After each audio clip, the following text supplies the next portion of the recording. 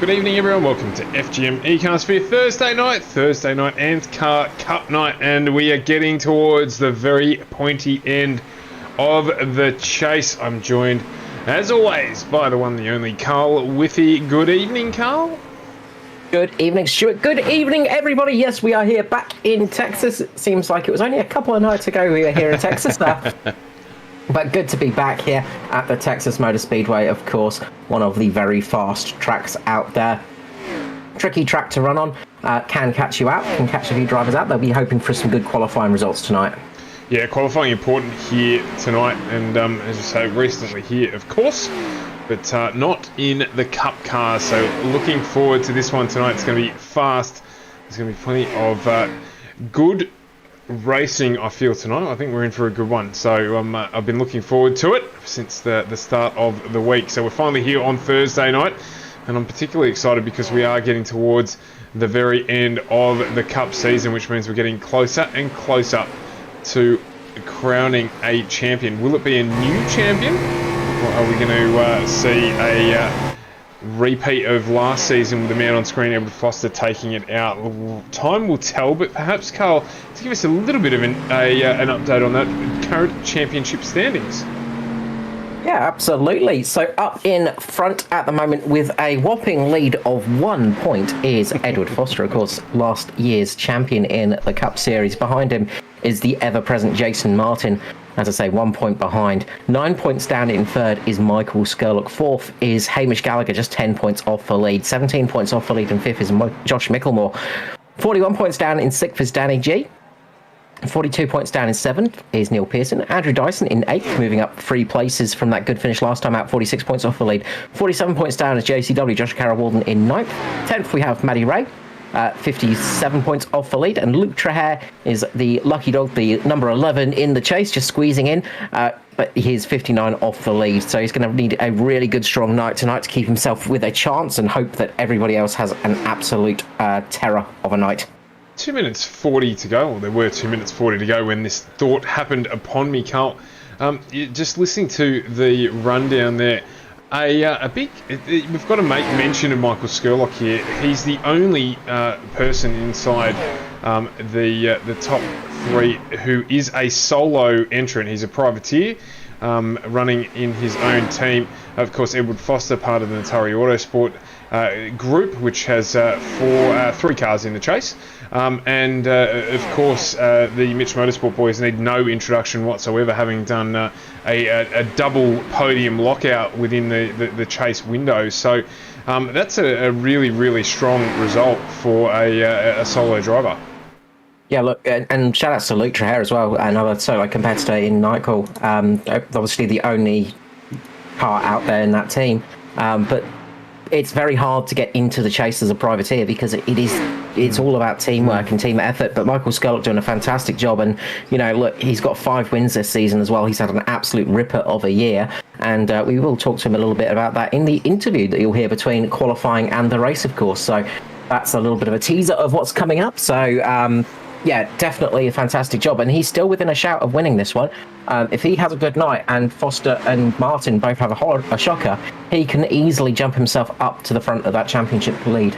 Well, the good news at the moment is that he's second fastest in official practice, just a 10th off Lachlan Urquio on the front row as it stands, or fastest in practice at the moment. So, of course, practice form doesn't necessarily translate to qualifying form. We've seen that plenty of times throughout the season. A little nick of the wall here or there can cost you your 2 flying laps, and that can result in a very different look to your evening.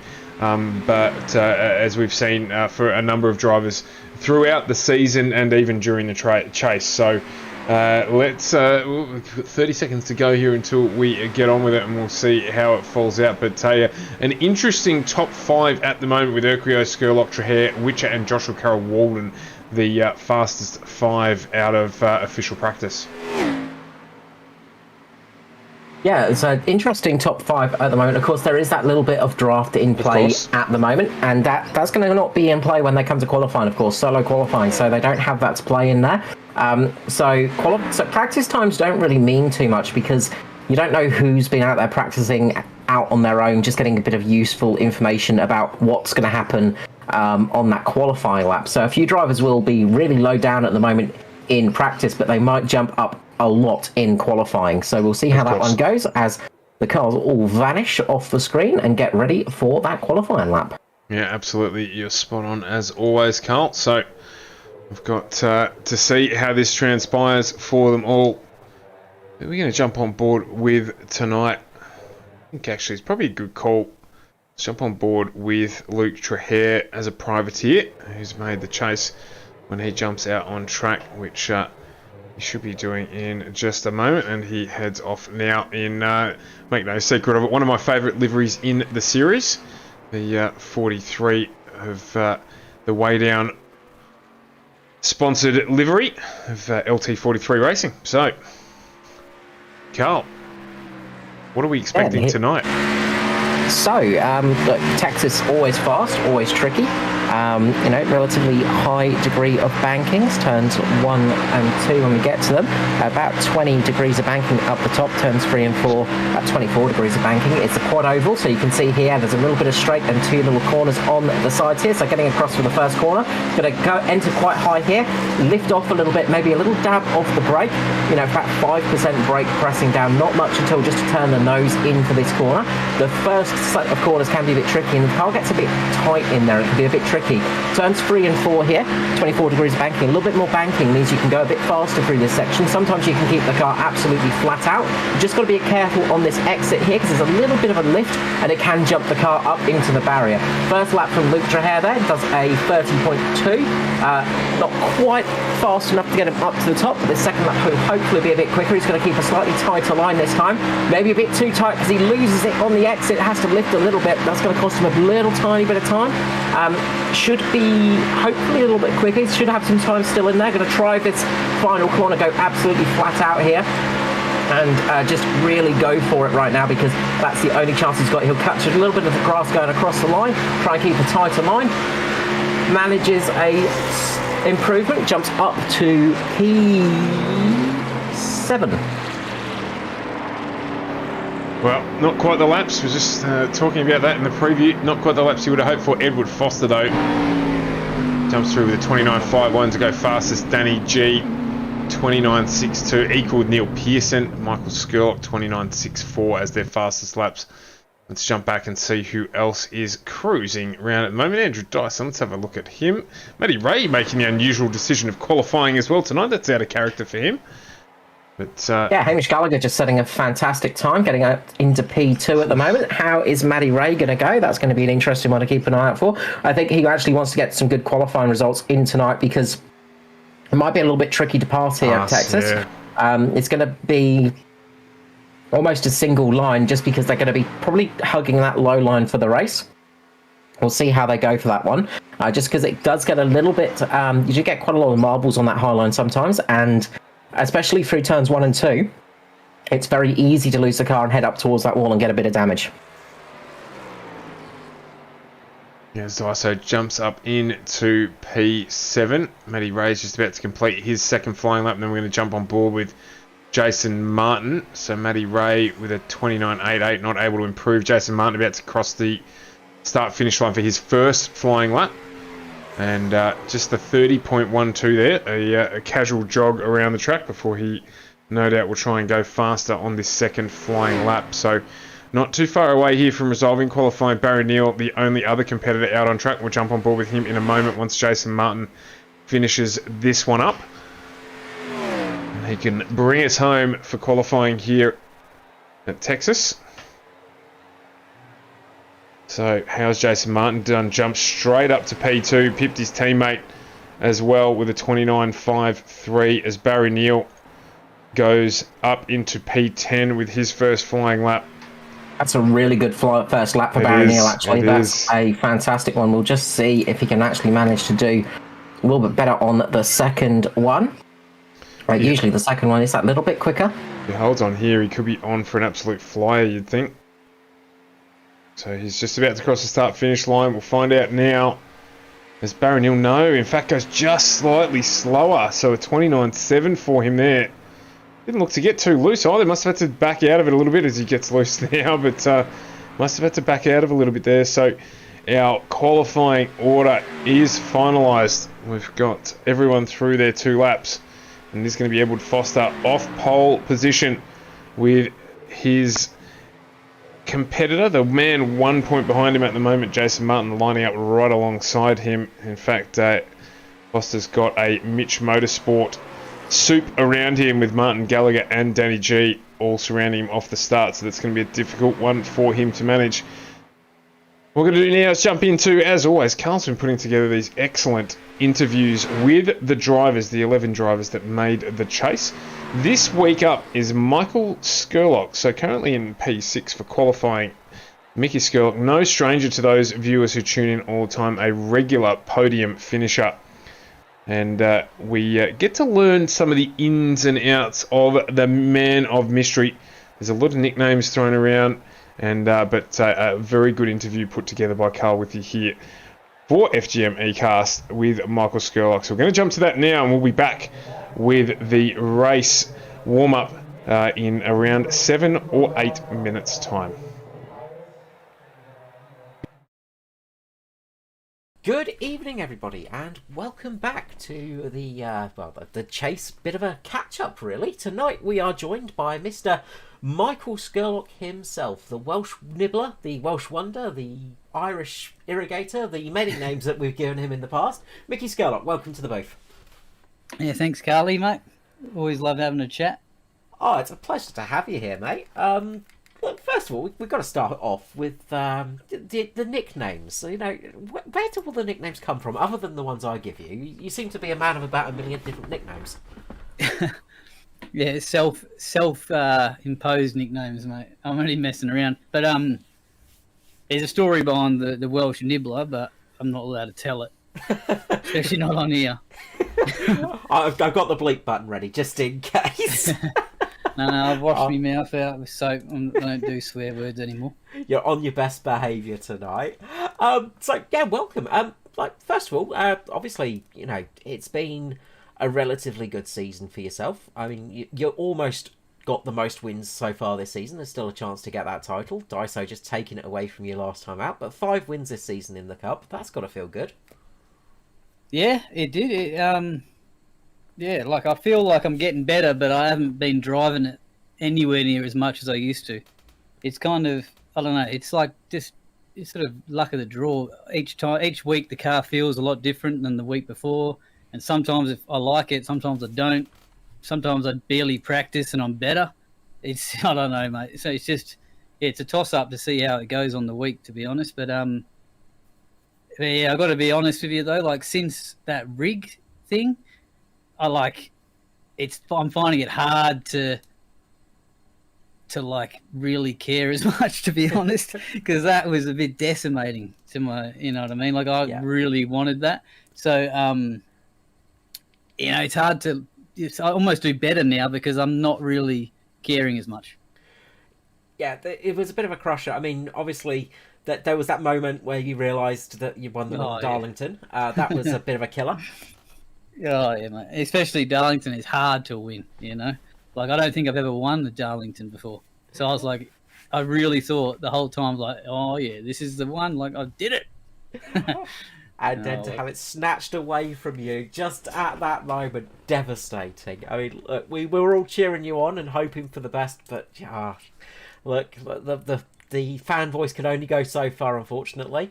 But saying that, you did get 2 of those 3 wins at the 4 races, and that's pretty hard to do. I mean, look, you've got a knack of winning races, and you tend to be at the right place at the right time. Is that just something you've learned over the years, or has it just always been that way?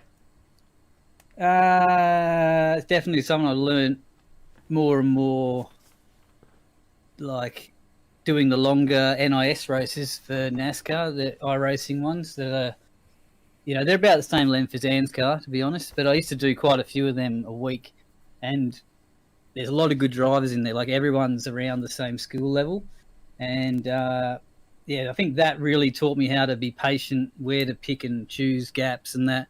And then when you bring it to ANZCAR, there's a lot less people fighting for those spots, so it's easier to pick and choose, if you know what I mean. Like, there's a bit more room out there. Like, you can sit behind a bunch of cars and just wait, and you know that you're not going to get passed by another 10 people while you're doing that. So then later on, you can really attack try and move forward right when it counts. Yeah, look, that's a good way of getting the experience, and having people to race against that you sort of can trust as well. I imagine makes a big difference.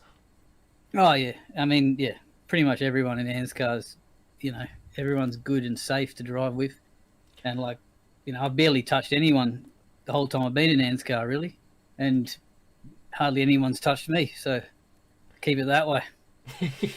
Well, that's keep it to ourselves, mate. That's generally how you want it. Speaking of, well, not just ANZCAR, but NASCAR and cars in general, what got you interested in motorsport?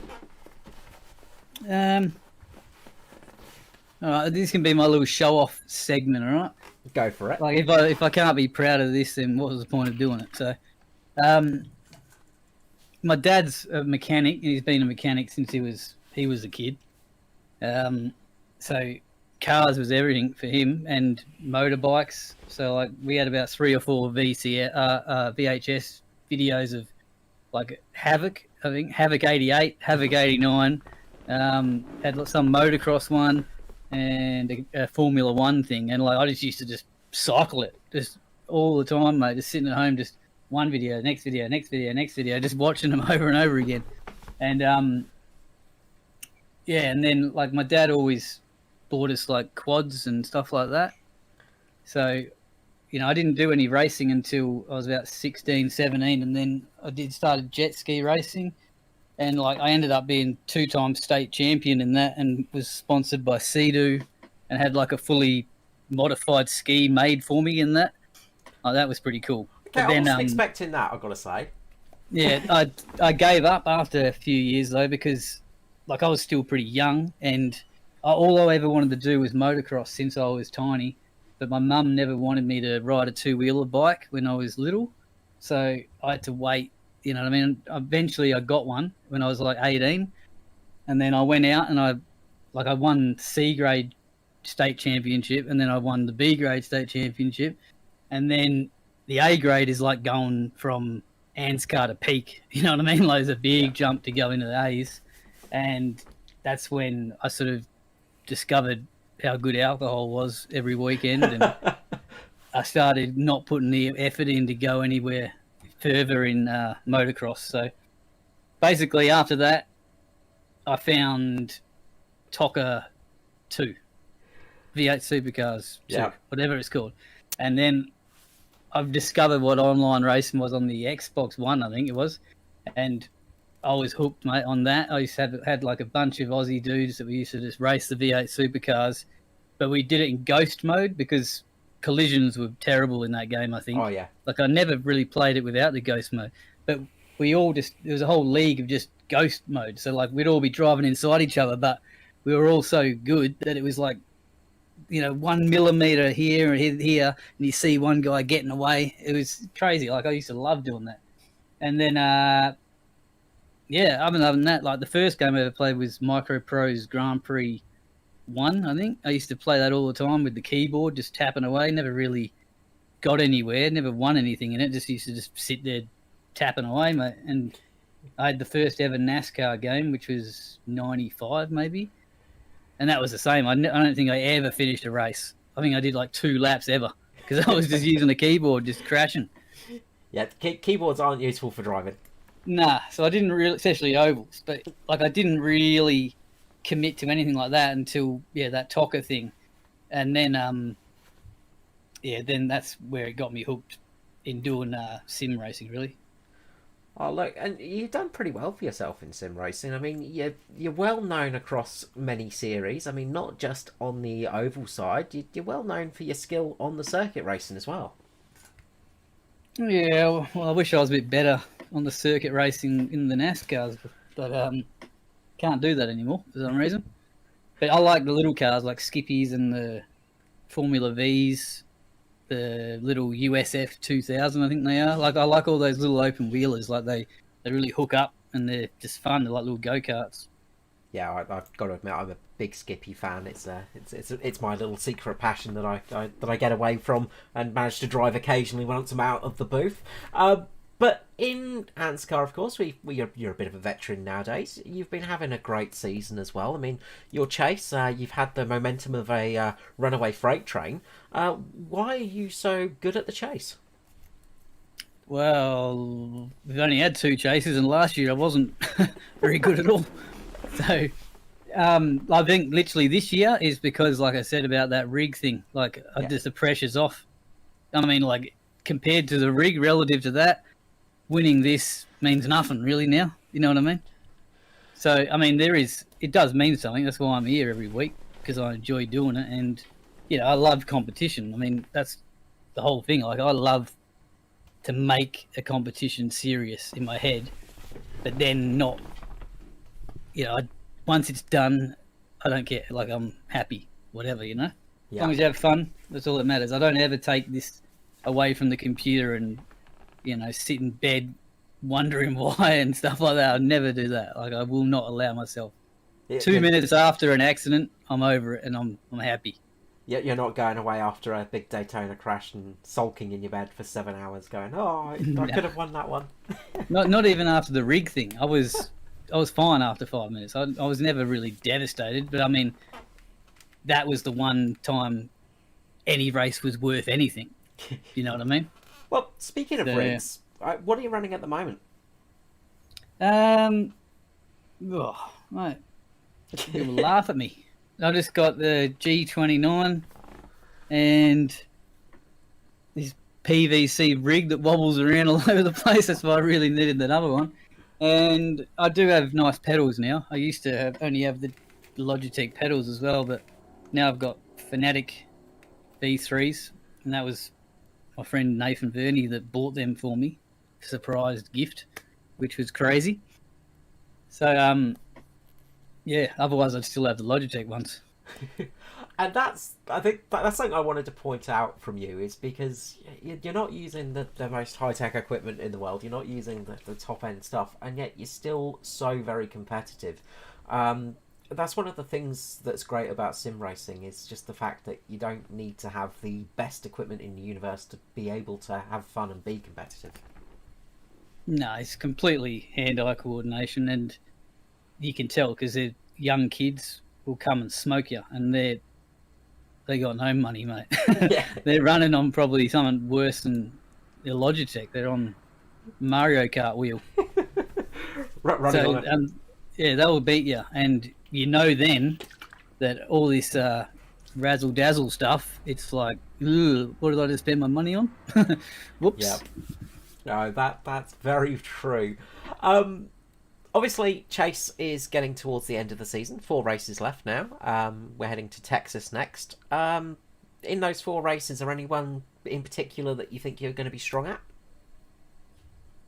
I like to think I'll be strong at all of them, but I'd say mainly it's hard because all these road racing guys, they tend to be really good at the Martinsville and Phoenix as well, which are my 2 other favourite ones. But I know that other people can, I used to be really good at Martinsville and be like out front, but now I tend to always be 3rd or 4th, 5th even. So I'm hoping I can be better this time. But Phoenix is one of my favourite ever. So that one I hopefully do well in. And Texas, I'll win it. Well, we will see you here after the show. We'll catch up with you when you win the race tonight. So that's put the curse on you, if anything. Look, thank you so much for joining us tonight, Scully. It's been a pleasure talking to you. I'm sure we could chat for hours, but unfortunately we only have a set amount of time. Thank you so much for joining us, and look, we'll get to chat to you, I'm sure, before the season end. Yeah, appreciate it, Carly. Thank you, mate.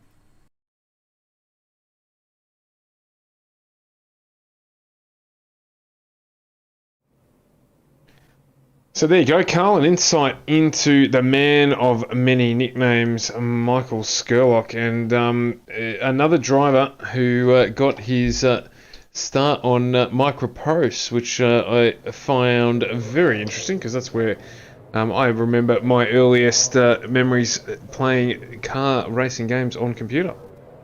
Yeah, and the man on pole position as well. Will very much tell you stories about micropros as well. Foster, of course, very much familiar with that sim. Back in the day, Jeff Cromon doing a fantastic job on too many Jeffs these days. But yeah, a magnificent sim back in the day. Yeah, absolutely. Honglish jumped into the comments saying good segment from Scully there. Now everyone get your pen and M&Ms out for the Mitch Motorsport boys. Absolutely. And what a good segue into our grid for this round. It's not the penultimate, of course, but if quad ultimate was a word, which it's not, it's 4 from the end here tonight. And we are at Texas. And we've got Edward Foster and Jason Martin off the front row with Hamish Gallagher and Danny G off row 2. Then it's Neil Pearson and Michael Skurlock off 3 with Raymond Yeager and Andrew Dyson off 4. That's a good performance from Raymond Yeager, just slipping in under the radar. Justin Witcher and Barry Neal off row 5 with Joshua Carroll-Warden and Luke Trahere off row 6. And as we flip around, it's Josh Mickelmore and Scotty Griffiths off 7 with Michael Schroeder and Damon Stockton off 8. Then Matty Ray and Stevie Dubb off 9 with Mirko Dortnak and Daniel Hedersheed off row 10. Then as we look a bit further back, Phil Worley and Riley Curtis off 11 with Dave Douglas Double D and Norm Clark off row 12. Let's keep going through this as they make their way around on the warm-up lap. It is Matty Hunter and Phil Otto off row 13 with Greg Spence and Nigel Patton off 14. Simon Hedersheed and Paul Jackson rounding out the 30 starters in the chase this evening. Yeah, absolute lockout field tonight. Some really good drivers.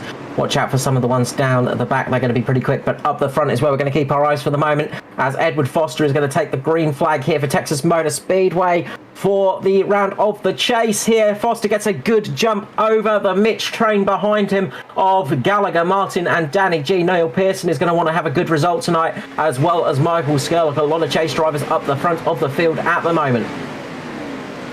Yeah, absolutely, it is indeed.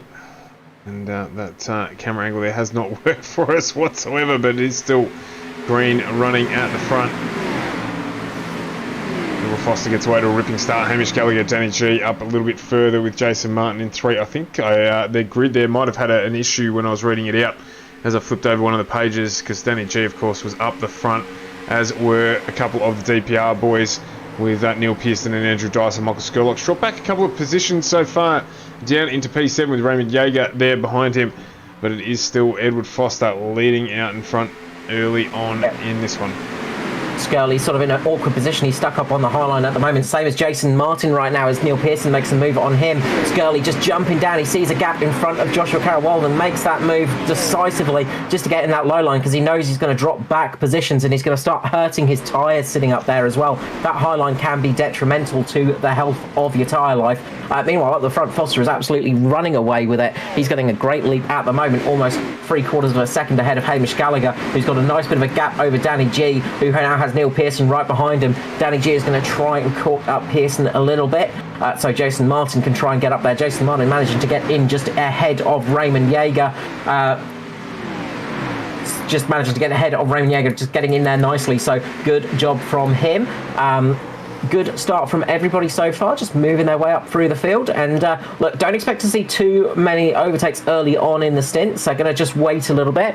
Obviously, you don't want to run up your tyres too quickly here at Texas. It can be a bit of a killer, and it can absolutely start causing you problems mid-stint. And you don't want to get caught on that high line like Danny G is right now, because that will lose you time. Danny G is going to just fall back a little bit. He's going to need a bit of help from his teammate of Jason Martin to slot back in, but is he going to get it there?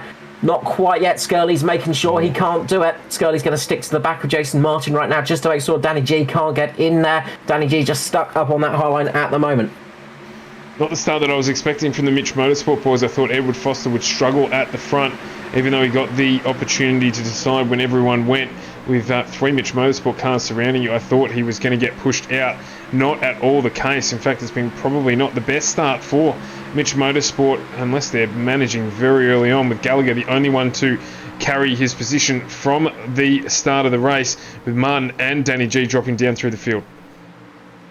Yeah, it feels like they're just not able to switch it on just in this early stage. They were just struggling for those first couple of laps, but I think they will start improving as it goes on. I think Foster just got the jump over them, just caught them napping a little bit, and that really, really helped him out an awful amount. Very good So start really from good start. Sorry, Carl. Oh no, I was just going to say really good start from Foster. Yeah, no, he did. He got away and managed it very, very well in what would have been a confronting situation. Andrew Dyson up 4 positions so far, equal best mover of the night so far, and Neil Pearson will be thankful for that, to have a friend indeed up at the front of this field. So they may now decide to manage, we may see from here for a little bit. They've got a good gap actually over the guys behind them, nearly a second back to Jason Martin between the pair. If Daiso can close up, they can work together for a bit and manage for a little while. Obviously, we've got a long way to go here, 160 laps tonight, so that's a good advantage for them to have. They've managed to split the Mitch Motorsport boys up as well, which is a difficult thing to do, but a big advantage to have as they descend upon the back of Hamish Gallagher. Yeah, a little bit of race going on a little bit further back between Josh Micklemore and Justin Witcher at the moment. Justin Witcher just keeping on the outside of Micklemore and just forcing him to have to race a little bit, and that's costing him time as this race goes on, just giving Barry Neal a little bit of a chance to get away from them. So he's just managing to get away from the Intersim Intersim entry car and the Mitch car of Josh Micklemore. So Witcher and Micklemore fighting. It's going to help Luke Trahair just behind them, but he's sort of stuck behind 2 cars that are battling it out. The person it's going to help, as I said, is Barry Neal, who's going to build up a little bit of a gap, and also Raymond Yeager. Tell you what, Jason Martin is still stuck on the outside. He cannot get down into that low line. Just manages it now. Oh, he's just done it now. Yeah, so he's been stuck out there for a while. That's going to hurt. Which are the same. Sorry, my apologies. It's Raymond Yeager the same. Similar liveries there. Raymond Yeager the same, just getting caught out.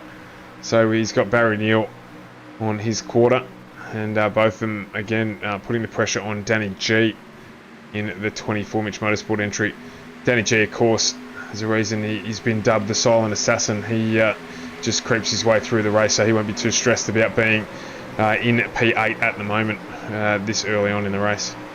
Man on the move at the moment is Daniel Hedesheeder. He's just getting past Damon Stockton at the moment. Side by side, very close between the two. You could not fit a cigarette paper between those 2 cars, but they managed to get through the corner safe and sound. Hedesheeder just losing out a little bit on the straight as Stockton will get a better run off the corner, but getting into the corner, Hedesheeder just slides it through nicely.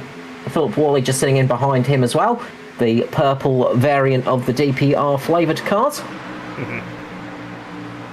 Another one of the M&M boys just heading their way through there. This is typical of Hedesheeder. I say typical. He's we're only a handful of races into. Oh, as we've got Damon Stockton's gone around, and we've got our first caution of the night. Kind of, it looked like a solo incident there. I didn't see too many around him.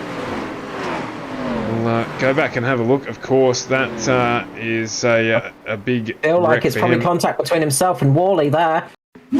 So Stockton just getting into the side of Worley. Goodness me. Big accident there for Stockton. Just looks like a bit hard to dissect what happened there. Looked like maybe Worley just ran out the corner a little bit. Stockton was sitting on his line, and Worley just ran up the track a little bit, and just a little bit side-by-side contact. Stockton got the worst out of that one, though. The 696 absolutely in the wars, and that car looks like it's going to probably be heading either behind the wall or having to head in for a little bit of a repair. So what's the strategy here? Do we jump into pit lane and just put in some juice? There'll be some dummies taken now. I love watching Andrew Dyson do the dummy. I don't reckon we've seen Ed Foster leave it extremely late. I think he took a coat of the clear off the cone on the entry to pit lane once, but if he's done that, I reckon Dyso's taken a couple of layers of paint off. He throws it pretty hard, the old dummy, but none of our leaders jumping into pit lane. We have got a few. In fact, Luke Trahair, the highest placed runner, jumping into pit lane. So we've got Trahair, Schroeder, Raymond Williams, Dortnack, Stockton, Worley, Curtis Douglas, Hunter and Jackson all jumping through pit lane. It'll be interesting to see. It looks like they're all just taking fuel. Yeah, all topping up with fuel, nobody taking tyres that I can see. So I think they're just going to all take a little bit of extra go juice, just to get a little bit longer. Yeah, it makes total sense. So they can't get to the end from here, but it can give them a little bit longer. No, certainly not. But allows them to manage that caution-free period if it extends. Very much so. And if you're in that lower half of the field, it makes total sense to jump in through pit lane. Luke Treherne is probably the only slight question mark, but I mean, he was running, I think, in P11 when he jumped into the lane. So, you know, he's not going to lose a lot from doing that, but might just gain the ability to manage his race a little bit better than those in front. Yeah, that's it. It's a calculated risk. I mean, sometimes losing out track position can be a nasty thing to have happen, because it can leave you with the chance of having a crash in front of you, and that can absolutely end your race. So that is really one of those things that you've got to... It's a calculated risk sometimes. So sometimes track position is better if you're running up in those high cars, because there's less chance of an incident in front of you. Not that it's completely ruled out, but you're probably going to have less chance of getting caught in an incident if you're running up in, say, the top 10. When you're running below the top 10, there's more chance of you getting caught up in somebody else's wreck. Well, I just noticed that there's Simon Heddersheeds running tonight as well. Yes, I think Cup debut, I believe. Yeah, right. Trying to think if I've seen Simon out there before. I've only seen Simon in the Xfinity, I think, and the trucks a couple of times, but not in the actual Cup. So I think it is a Cup debutant tonight for Simon Heddersheed. I thought I was seeing a glitch on the timing screen there, and then I realised, no, it's not. It's Daniel and then Simon. So, welcome to Simon. We know what happened last time we had a Heddersheed I was about on to debut. say, So yeah. It's certainly his Cup debut, and Daniel won last time. We saw a Heddersheed debut in the Cup, but I feel like he's got a little bit more stiff competition tonight. up 13 positions though, so don't discount him yet. Not at all. Not at all. As they line up 2 by 2, Foster's going to become the effective pace car for a couple of moments when he's going to drop the pedal. He does it very early again. Neil Pearson is onto that like a bug stuck to some glue. He's got that launch really well covered, so he manages to get a better jump on that than the Mitch boys on that first restart. But Foster does get away nice and clean there. Pulled out a little bit of a gap. Going to see Pearson get a bit of a run here. He's going to get that slipstream underneath Foster. Going to get underneath Foster right now and probably make the move. Foster's going to be on the outside. He's going to try and slot down there. Up on that outside, though, it's going to lose you a couple of positions. And you're going to see... Yeah, Hamish Gallagher now make the move. Foster's going to drop back right behind Andrew Dyson, possibly, if he can't get down into that spot. He needs to get down there quickly before Skirley makes that move. He's doing what he can. He's not quite got the opportunity to do it yet. His teammate JCW is on his way to support, but it may be too little too late. He'll get it done now as Skirley leaves the door open for him to move through. So we've had a complete reshuffle at the front. Pearson, Gallagher, Dyson, now your top 3. 17 laps through after the first caution of the night. Really good restart there from Pearson. He just managed to leave enough gap to get a fantastic run there. Just get that little bit of draft action on Foster and just absolutely push him out on that high side and leave Foster hanging. It's not surprising we know that Pearson can drive. That's certainly not a question that we had remained to be answered this season. The Daiso probably missed out just slightly. Gallagher got down into the line and stopped his progress, but obviously Dyson using the stream there to get past Edward Foster, so not able to do Gallagher much. looking to do the same up at the front, but can't quite get that nose underneath Pearson this time round. We've seen though, if Gallagher could get his nose underneath Pearson, Pearson will drop back like a bit of a stone, but luckily Pearson's got his teammates sitting behind Gallagher, so Daiso could possibly make a little bit of a gap there, just edge back a few cars to help Pearson slot into P2. And of course what that does as well is it gives you a little bit of fuel saving. Yeah, we saw what we thought was a fuel race last night, so... What's for a couple of drivers? It was, yeah, I was about to say, obviously not here at Texas, it was at Kansas in a completely different car, but it's something that we spoke about early on with the drivers thinking about 160 laps here. You've definitely got to be thinking of any advantage you can get Pearson there. just gets a bit loose getting into turn number 3, and that's going to cost him dearly as Hamish Gallagher gets down on the inside. Foster's pushing Dyson along a little bit just to try and make sure he can't help his teammate there. Foster is really, really trying to stop that from happening. Pearson's up on that high side at the moment. Foster is trying to push Dyson along, so Pearson can't slot in. But Dyson is trying his best to make that gap. You can see the DPR cars working together now, trying to get that little bit of a move made.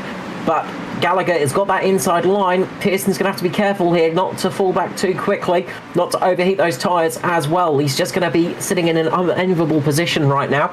That fast line can work for some drivers, but you do end up just using a little bit more heat on some sections of the tyre, and it can drift you out a little bit. You can lose a little bit of speed. You get better exit speed, but sometimes you lose a bit of corner mid speed, and we see there the exit speed pays off for Pearson.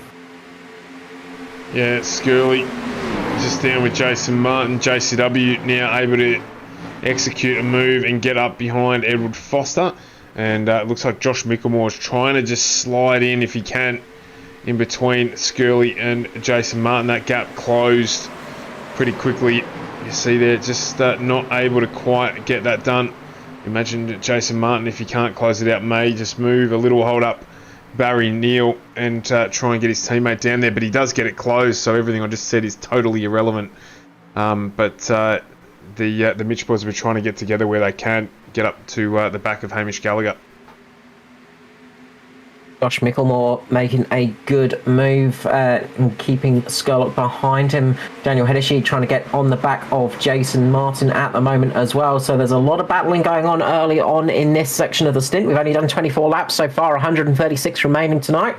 A few people have come in to top up their fuel tanks, but the majority of them are just on their stock tank, which will get you around about 60, 70 odd laps here at Texas in the Cup car, depending on how hard you're pushing.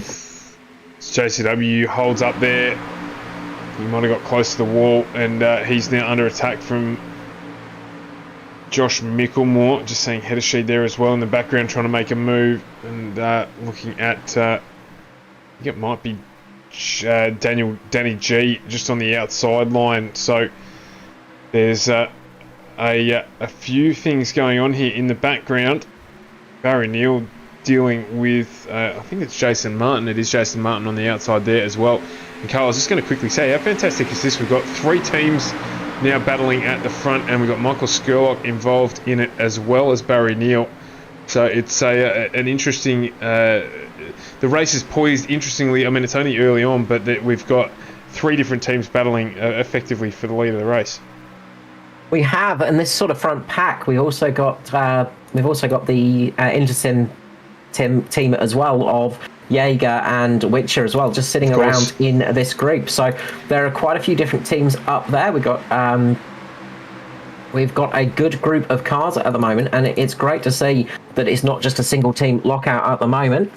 If Foster can squeeze his way up into P3 as Pearson gets a little bit loose there on the exit, and that's going to give Hamish Gallagher the chance to make the move. Hamish Gallagher gets through into P1. Big moment for Pearson. He managed to save that car, but just got a little bit loose into turn 1. A little bit tight into turn 1, and just had to really ease off that accelerator. Really struggled through that corner and lost himself a lot of speed. That's going to give Gallagher a good chance to get a nice bit of lead here. Carol Warden battles away with Josh Micklemore. They're still side by side. You can see here Carol Warden wanting to get up behind Foster and go with his teammate, and he has had to relinquish that position, Josh Micklemore, but it's not all bad because he's got Jason Martin right behind him. Michael Skurlock also involved in this battle. Daniel Hedesheed still making progress. Still, this is a good opportunity for him to get through. If he can go with Skirley here and get some work done, then he might be able to close up onto the back of Foster and Joshua Carroll Walden as well. So Mitch Motorsport boys just sitting on that high line. Top 14 cars covered by 2 seconds. That's how close it is at the moment, ladies and gentlemen. The top 13 are covered less than a second. So that's how tight it is up at the front at the moment.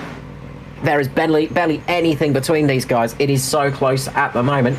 And the reason it's a little bit longer towards the back is just because Hamish Gallagher's managed to pull out about half a second lead over the rest of them. So Gallagher doing a really good job at the moment. Pearson dropping down like a stone at the moment. Pearson having some real issues. He might have just burnt his tyres up a little bit. Yeah, potentially so. Like we were saying that the storm is brewing. Yeah, it could well be. Wouldn't take much, particularly with the pack this congested still. We're 2 to 3 wide, 31 laps in still. So there's plenty of battles to come. FGME cast for your Thursday night. We're here with ANZCAR, the Chase season 2021. Share it around to your friends. Let everybody know that this is a great place to watch some of the absolute finest oval racing in Australia. We're more than happy for you to share it around to let more people see it, because more viewers, the more people that get to enjoy this kind of stuff. And absolutely contributing in the chat as well. You know we love that. Quiz will be coming up at some stage, no doubt. So make sure you listen out for that one and jump in with your answers. So certainly love to hear your thoughts on how the race is progressing and who you're liking the look of. So the team's still just sorting themselves out. JCW up behind Foster, still battling though with Micklemore. This will be costing both of them some tyre life. You see Skirley there's just dropped off a little bit. And I can't help but think that some of that might be for management ahead of anything else, because he is working with, he's just sitting in behind the Mitch Motorsport boys. He's having a little bit of fuel there, and he's not really losing much time, albeit Hamish Gallagher now is out to a second over Skirley in P7. But this early on, that's not the end of the world whatsoever. He's got some fast cars to run with should he need to go, with Jason Martin just in front of him. So I think Skirley probably just jogging on the spot a little bit at the moment. Yeah, I think Skirley's just easing it in a little bit, just hoping for a slightly longer stint here. If we get a nice long green stint, it should be pretty good for Skirley. He's just sitting there, just biding his time. Foster looks to be making a little bit of a move on Dyson at the moment. He's got a nice run underneath him now. Gets the side drive. Foster moving up into P2 at the moment. Gets a very nice move done on Dyson. He's going to try and hold him out a little bit so JCW can get underneath him. Can't quite manage it this time round. Foster makes it up to P2. Dyson drops down to P3. JCW now trying to make the move onto Dyson. Unfortunately, that's going to leave him open from the Mitch train behind him of Micklemore and Martin. Martin still just not quite able to go with it, but Micklemore closes it out. Martin now gets down underneath him with a much better run. He's going to get that one done, you feel. Skirley just getting a little loose there. So we go 3 wide on the exit of the corner. It's Daniel Heddersheet and Phil Worley in the background there, just having a tussle.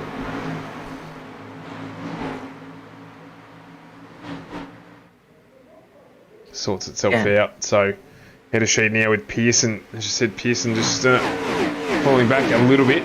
Just struggling maybe for some tyre after that run on the restart. He had a fantastic restart there. But maybe just spent a little bit too much of the product.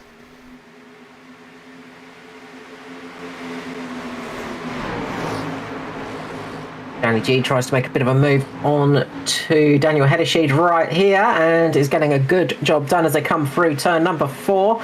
Danny G just slides it in, but Heddersheet's going to get a good run on the high line here.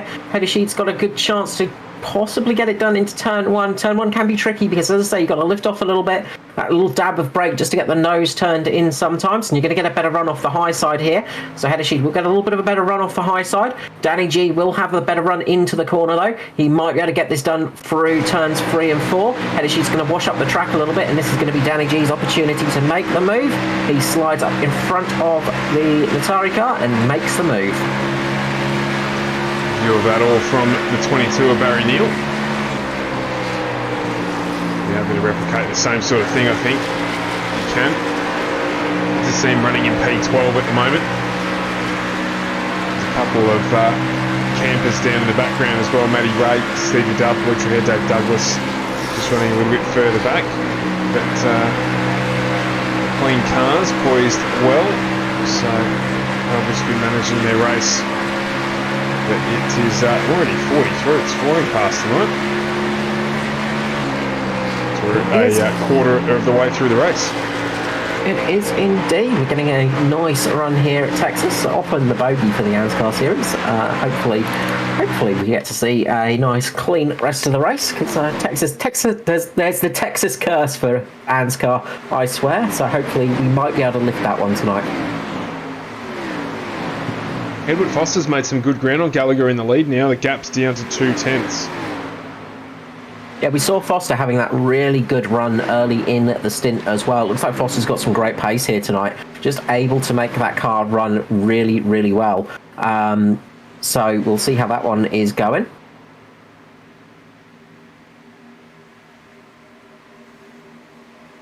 Lachlan Leclerc has just notified us that the Twitch stream is down, so apologies there for those who were trying to watch on Twitch. Hopefully you've jumped across to Facebook or YouTube. That is completely unintentional, and I'm getting a green tick here to tell me that we're on the air on Twitch, but obviously not the case. No, very much so. Something gone wrong there, unfortunately. The joys of streaming some days. It's been that week this week, but that's okay. We'll move along. The racing's been good, so that's the most important thing. Gail's saying that this is tense, and in the absence of alcohol, she needs another mug of chamomile tea. I love it. Yeah, I'm on the strong stuff tonight, honey and lemon. So as usual, the strong drink for me tonight, the old honey and lemon, just to keep the voice nice and buttery smooth, of course. Neil Pearson still just dropping down the field a little bit. He's just getting passed by Danny G now Heddersheed and Barry Neal are just going to cruise on through. So weird to see that real drop in pace of Pearson. Just seems to be really struggling at the moment. And just gets a bit of a snap going through turn 4 as well. So may have just burnt those fronts a little bit and is just struggling a little bit for pace. So for those who didn't stop, Carl, when's the window? It can't be lap 80, surely. Probably around about lap. Well, we've had a caution. 70. Probably about lap 75, I'd say. So they're going to get close to halfway through. Makes sense. I don't think they'll make it to the end. They'll need to make 2 more stops, I think, on fuel. So it's still going to be pretty close all up. Unless we get another caution, perhaps. Yeah, I think.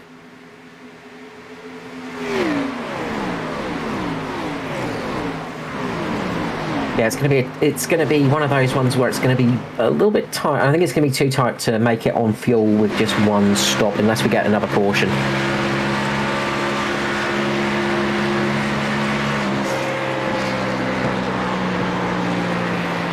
So just doing maths and working things out and having a glance at things. So always the fun.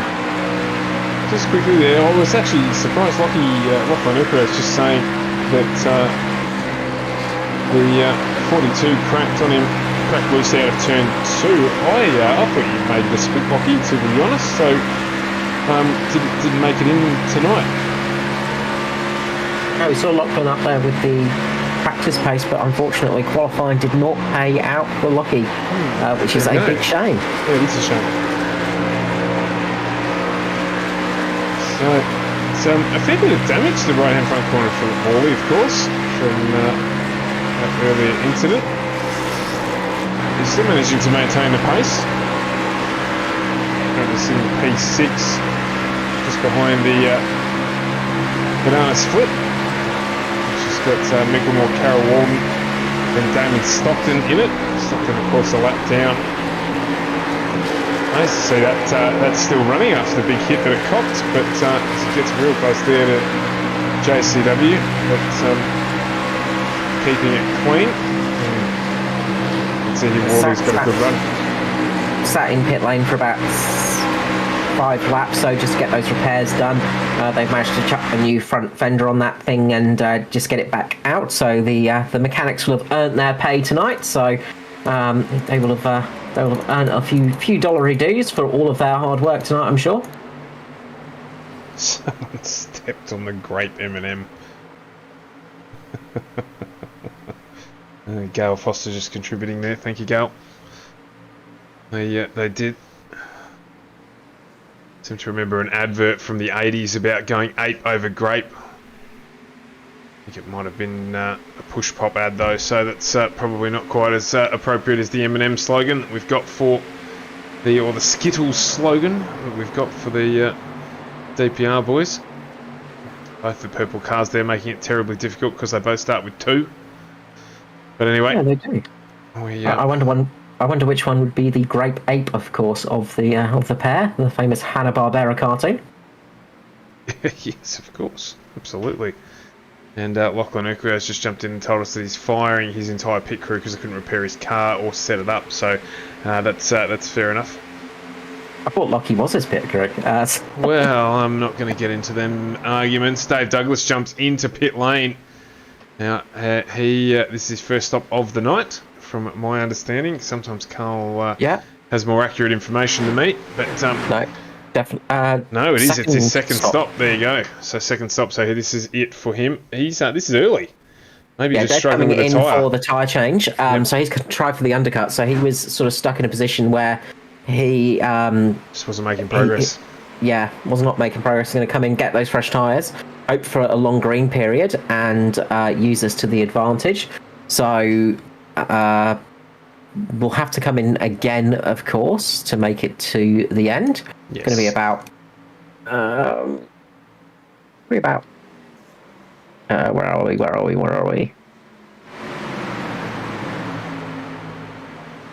About 40 laps shy, I think, of fuel. So we see there Neil Pearson, I think, just dropping in as well. So Pearson coming in for a fresh set of boots, and he's decided it's time to go. And this is going to start worrying some of those drivers out there, because you're going to have to keep a bit of an eye out there. So I think fuel-wise they're okay, but it's more so tyre that they're worried about right now. So it's getting to that stage where the tyres are starting to drop off that little bit, and they're just going to need to come in for the pit stop to get the fresh tyres chucked on the car, get out there again, and make it to the end of the race. Josh Micklemore also coming into pit lane with, I think, Simon Hedershed. I was trying to identify who that car was. I should have known that it was Hedershed, but he's jumped in. So I was going to say, I saw Pearson dropped a couple of places and then decided to jump into pit lane, so he's just really struggling out there. But that fresh set of tyres with a driver like Pearson behind it, we'll get to see just how quick it is with the differential between the tyres that are now some 55 laps old and the new that have been fitted to those couple of vehicles. Yeah, so to give you an idea of fresh tyres, because Stevie Dubb came in about 12 laps ago, he's currently setting times of about 30.9, so he's a good second faster than some of those guys. And those are relatively old tyres. Old tyres in motorsport terms. So we'll see how fast those new tyres are on the drivers out there on the freshers. So let's see how this one goes. I think JCW in pit lane as well. So JCW deciding to pull the pin. Michael Skurlock, Barry Neal, Jason Martin all coming in too. Luke Trahere as well. So we're getting the green flag pit stop starting to come in. Who's going to stick it out there a little bit longer? Who's going to try and keep it out as long as possible? Of course, you are going to lose a lot of time coming into pit lane. Around about 40 odd seconds. So you are going to drop a lap, and sometimes sticking it out there can be a good idea, but Foster is also coming pit lane, so Foster has decided to pull the pin right here, so he's coming in as well. We'll see how long Philip Worley sticks it out, because he took on that extra fuel, so that's going to be an interesting little strategy there, see if he actually keeps it out a little bit longer, but I think it's mainly tyre wear that's causing people to come in right now.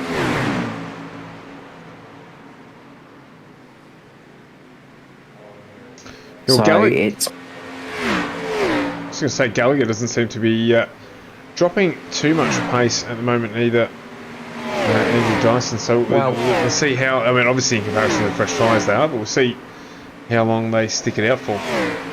Well, Josh Micklemore just set a 30 dead last time round. Hamish Gallagher was a 31.5, so 1.5 seconds faster on those fresh tyres. That means that you're going to drop an awful lot of spots if you stay out there for too long. Of course, it can pay off if you get that caution. You know what happens when drivers come out on cold tyres. It's very easy to lose the tail, and it's very easy to bring that yellow out, and that can end up destroying somebody's race or making somebody's race. So we'll see if a few people just risk it out there for a bit longer and try it out there. The other thing, of course, is the longer you stick it out there, the better your tyres are towards the end of the race. So you might stick it out there a little bit longer, take the pain early on in this stint, but you're going to be in a better state for your tyres when you get back out there. You're going to gain time over the rest of the drivers, and you'll gain that time back. The only issue is if you drop behind a lot of drivers, you've then got to try and pass them. So you want to have some clean air to try and make that time back, because otherwise you're going to fall right off the back of that pack, and it can cost you a lot of positions. Yeah, absolutely. Ryan Thomas just asking in the chat if the 42 of Lachlan Urquio has dropped out. No, unfortunately, he did not qualify for the race tonight. Much to my surprise, I thought he had. So Gallagher and Dyson coming into pit lane. Oh, wow. Very close there. Good reaction. Very, very close. Like a cat there from Daiso. He would have been on all fours, just standing up, heckles out, and just managed to avoid the back of the number 13. Very good driving there. So there you go. Foster is moving his way up. He's fallen behind Josh Micklemore right here, but Foster is setting some blistering times out there in the 29s right now. So he has got the most pace of anybody out there, and he's going to be catching up to Josh Micklemore very, very quickly. He's going to have a little bit fresher tyres by some 3 or 4 laps. So he should have a little bit of a tyre advantage over Mr. Micklemore and should be past him relatively quickly. Meanwhile, Worley is sticking out there, Raymond Yeager's sticking out there, Matty Ray sticking out there, Nigel Patton, Paul Jackson, Mirko Dortnack, Matt Hunter and Phil Otto all sticking it out there at the moment. Yeah, indeed. I was about to say we'll get keep an eye on the battle for the lead or the effective lead of the race, which is where we're at the moment with Micklemore and Foster. Or sticking it out there an extra lap if you're in the chase, for instance, is never a bad idea because you get that bonus point for leading a lap. Yeah, absolutely. Unless you've already got it, of course. Yes. And there are those that have. But you can see the big drop of time, on those old tyres to the fresh ones. As I said, Foster's in the position now. He needs to get past Josh Micklemore as soon as possible.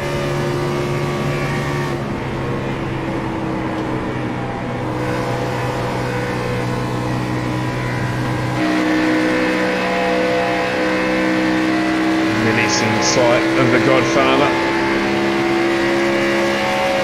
tackling the left-hand rear of the Mitch Motorsport entry of Josh Micklemore. It's good to see a good result for Josh last night in the Xfinity Series. He's had a couple of tough weeks. Now he's got his mirrors full of the Natari Autosport entry of Edward Foster, the number 53 Bridgestone Select sponsored entry. So there Foster's just looking, trying to find a way through where he can at the moment. So we've still got a little bit of a mixture at the front.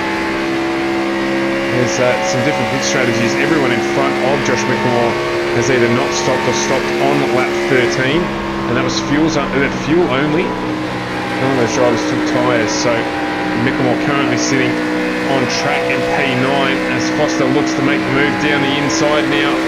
He's got the run on in the 53 entry to try and close it out. There's a tiny little bit of damage to the back of the 53 entry as well. I'm not sure when that occurred, but he has got a tiny little bit of damage to the right hand rear quarter there. Yeah, I'm going to go back and actually see if I can spot that one for us, Stuart. So I'll let you have a bit of a talk. So Micklemore there just dropping that spot to Foster, but still effectively in P2. Micklemore there on the freshest tyres out of the group. So we've still got Hunter, Jackson, Patton, Yeager and Worley in front as Patton comes into pit lane. So this cycle will continue to filter, not too long until it will be Edward Foster who resumes the lead of this race. Of course, Hamish Gallagher's had it for a little while. Gallagher there just with a slightly... I'm not even sure what's happened on the stop there. I think it might be literally just the undercut from Foster for the pit 4 laps earlier. So it is paying off at the moment, but of course we are expecting another full range. Well, there will definitely be another full set of pit stops here for everyone. The question is how many. Will we get a caution that's going to affect the outcome of the race and the way the drivers play out the strategies they'd planned before it? Or are we going to go green? Remember, Gallagher stayed out there a lot longer, and that has cost him in terms of overall pace. He has got the fresher tyres, but he has to overtake a lot of cars. So Foster got that damage just from a little bit of netcode more related than anything else, as Daiso was just getting past him as Foster was coming into pit lane. There wasn't really contact. It was just, it was that sort of netcodey contact. So when we say netcode contact, it's effectively the iRacing system thinks that you've made contact, but you haven't. So Dyson has absolutely no damage on the front left of that car, but Foster has some damage on the right rear of that car. Nothing that's going to affect him too majorly, I think, but a little bit of a netcode issue there that's caused that bit of damage. So nothing too egregious. Yeah, kind of like thinking that you've put the bins out, but remembering that you actually haven't. So very much. It doesn't look to be affecting him too much, though. The pace on the 53 is still quite good. As Matt Hunter remains, along with Jackson and Wally, the last of the stayers. Getting passed by Foster and Mickelmore right now, Matt Hunter. Good run again from Matt Hunter. He's been having some good races as of late, and really strong finishes as well. Riley Curtis just sitting in there as well. Riley Curtis a lap down, though, in the lovely pink car that he's got there, the pink number 93. But having a good run up the front. Meanwhile, Philip Worley is still leading, so good lead of the race. And as you say, he came in on lap 13, so he's got that little bit of extra fuel, just trying a little bit of a different strategy here. If the caution flag flies right now, this will work out perfectly for Jackson and Worley, as I imagine everybody will be coming into pit lane. Just to top up the old fuel tanks, chucked some new tyres on because there will be quite a bit of pace deficit now, not a huge amount, but there will be some pace deficits, so they might want to all jump in for fresh tyres. That you might see a mix of strategies paying off, actually, but I think they probably want to all get fuel on board just in case they can run a little bit longer, just to try and take advantage of a late caution if it happens. Yeah, I think you're right. So, I don't put the kiss of death on anyone, but I must admit, it's aside of the one caution we've had, it's not looked like we've been even close to having a caution tonight. It's been pretty smooth sailing for everyone so far. So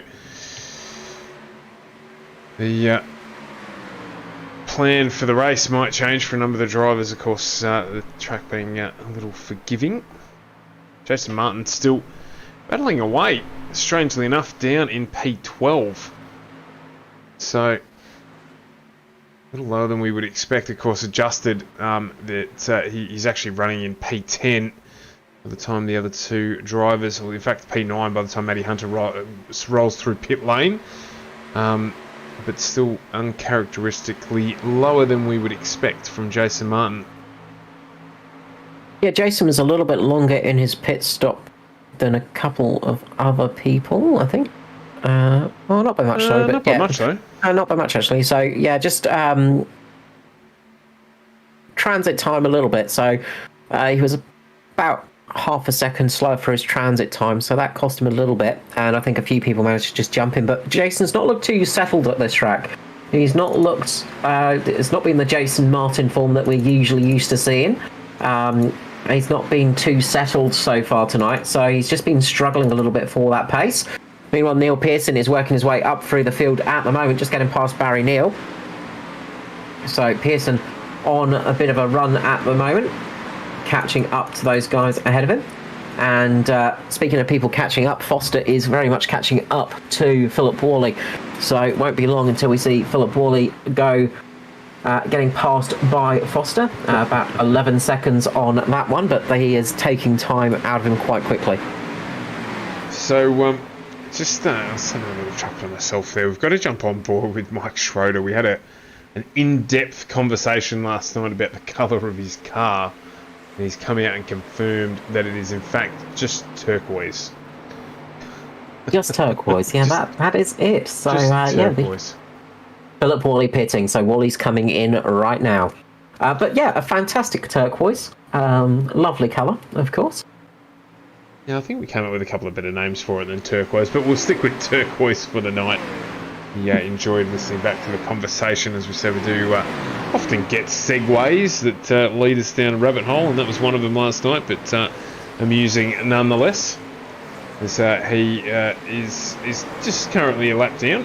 He's got the current leader, Edward Foster, just in front of him, which is what reminded me to speak of it.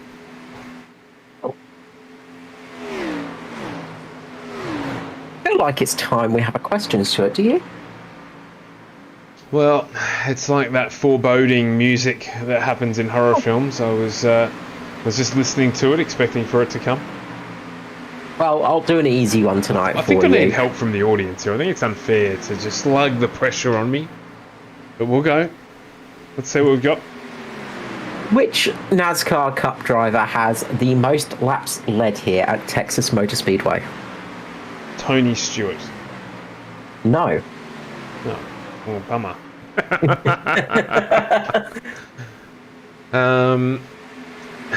Older or younger than Tony Stewart, for a little bit of a hint? Or even just go generation of driver. Similar. Similar. No, high glue close. Bush has the most laps completed, but not led. Rightio, well, I'm out. I don't have any other guesses other than that. I was going to say Kyle Busch as well. I could give you a very easy clue that will give everybody the opportunity to get it. Is now racing in IndyCar. I was about to make an absolute fool of myself deliberately there, but I won't. Wait and see if someone gets it in the chat. Foster's still in the lead here. Right, a second and a half over Josh Mickelmore. There you go, Trev Mickelmore jumps in with Larson. No.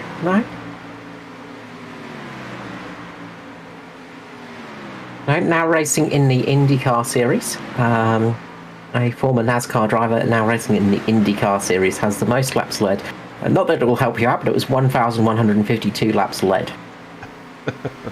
That gives it away. I would be amazed. As Hamish Gallagher just gets up into P2. Just going past Josh Mickelmore. A couple of shouts for JJ with High Glue and Gal there, Jimmy Johnson. Yes, that is correct. High Glue got in there first. Gal with the same answer.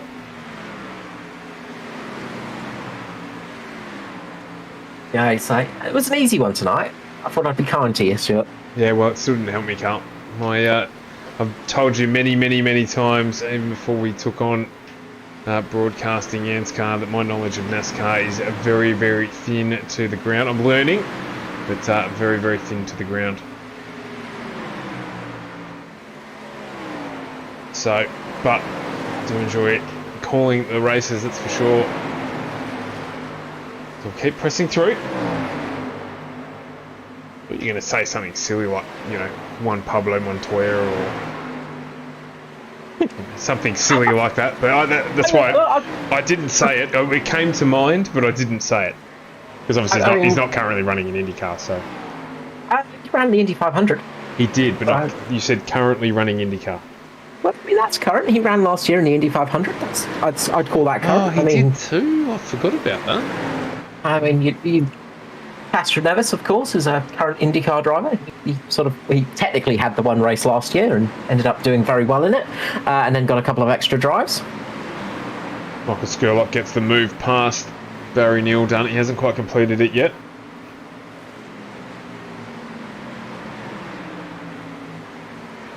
Looks like he's going to close that one out. So Skirley moves up into P6 where he started the race.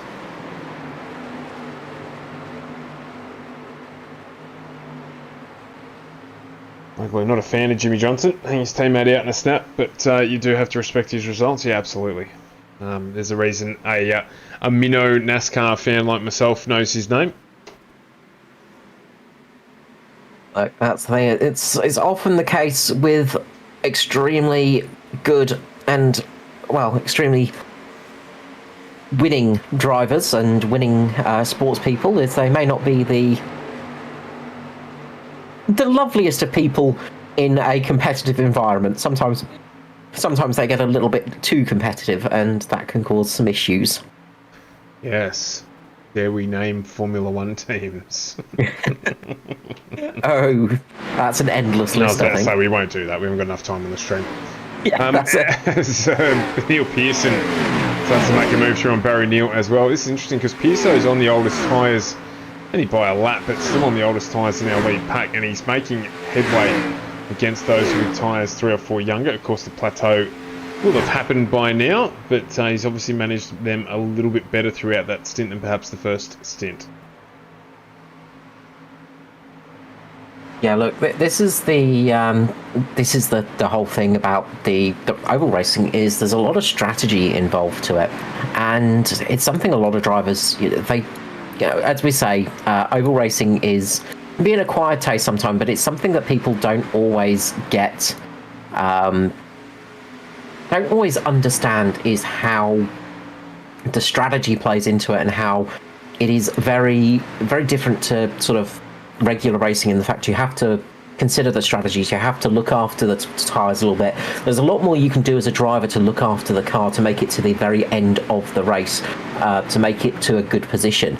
And there is a little bit of luck involved sometimes, but there's a lot more involved in it. And if you're, if you're not the fastest of drivers, I'll use myself as an example, you can still have good results in oval racing if you work a good strategy, because you can sort of get it working very well and make it actually happen. As right now, Hamish Gallagher's strategy is staying out that little bit longer, is paying off as he's got those fresher tyres and he's absolutely chewing up the gap between himself and Foster. Same for Andrew Dyson, just sitting behind him. So Dyso and Gallagher there, making that slightly alternate strategy pay off. They paid for it in the early stages, but in the long term it makes it a lot better. Foster's still got some good pace. He's actually setting pace very similar to the cars behind him. Those tyres have started plateauing a little bit, but Gallagher's going to get the advantage of that little bit of draft from Foster now, and that's going to help him a little bit. He'll be able to run a slightly different line to Foster because he'll have a little bit more health in those tyres, so he might be able to make a bit of an attack. He might just consider sitting behind Foster for a little bit, just to do a bit of a fuel save and just let Foster do all the hard work. So we'll see how this one plays out, but we've currently got Natari, we've got Mitch Motorsport, and we've got DPR as the top 3 cars. 3 different teams, 3 different drivers. That's what we love to see. Yeah, absolutely. Just having a look through the lap times for the drivers, and as I say, it's just maintaining pace. It's the 10th year, up or down, so last lap around, Gallagher down a 10th, lap before Foster down a 10th. So even though Gallagher's closing here, he's not smashing out the lap times like Dyson is behind him. As I say that, of course, is going to make me look foolish, but you can see here Dyson's closed right back up on the back of these two, so as Gallagher's potentially going to get the run here, and Dyson, like a copycat of what we saw at the start of the race, is going to do the same thing. So Foster's not hemorrhaging time, just a little bit here or there, and that's enough. But Dyso's probably the one who's on the best rubber. Of course, he did pit on the same lap as Hamish Gallagher, but perhaps not having to push quite as hard to get through.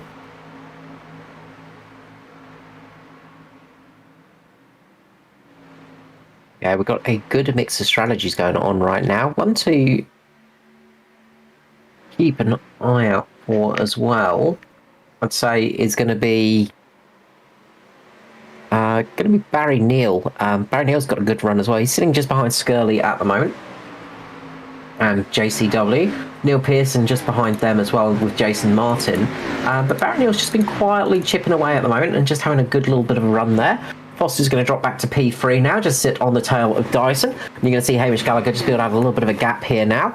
Try and get a little bit of an advantage over Dyson so he can't get jumped on. But we should be seeing one more stop here tonight, so they're going to be planning when to come in. And I think it's going to be, you don't want to stop too late, because you're going to need a few laps to make the actual move. As we've seen, it's taken about 30 odd laps for Hamish Gallagher to get back up to Foster to make that move. So if you stop with, say, 40 laps remaining, that gives you the opportunity to come back and attack and actually get to the front of the pack on those fresher tyres. Obviously, stopping a little bit earlier gives you that early speed and gives you that chance to build up a little bit of a gap. So that can sometimes be a good little strategy call. It's going to come down to who has the strategy right at the moment, because we're not seeing many of those horrible yellow things flying out on the circuit.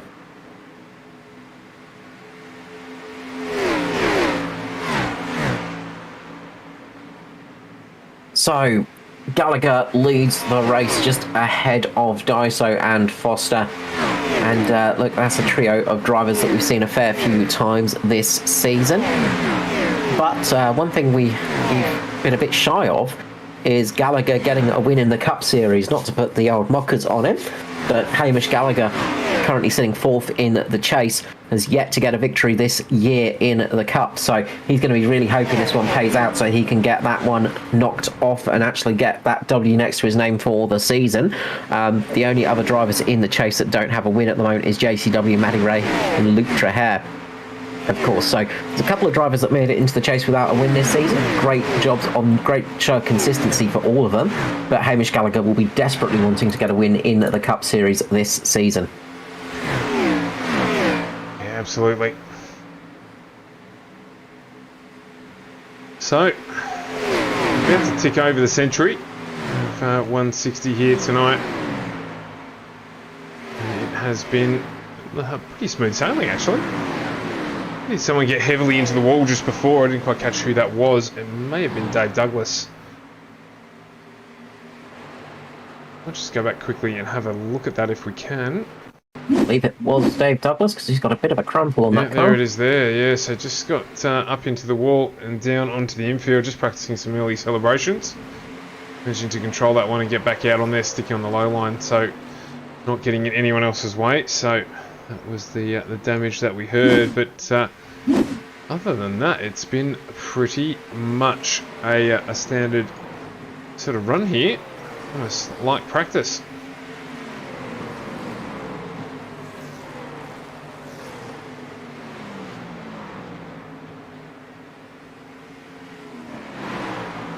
So jumping back here with Neil Pearson, this battle is probably the closest on track at the moment. We've got Barry Neil Pearson and Jason Martin in a three-way contest for P7.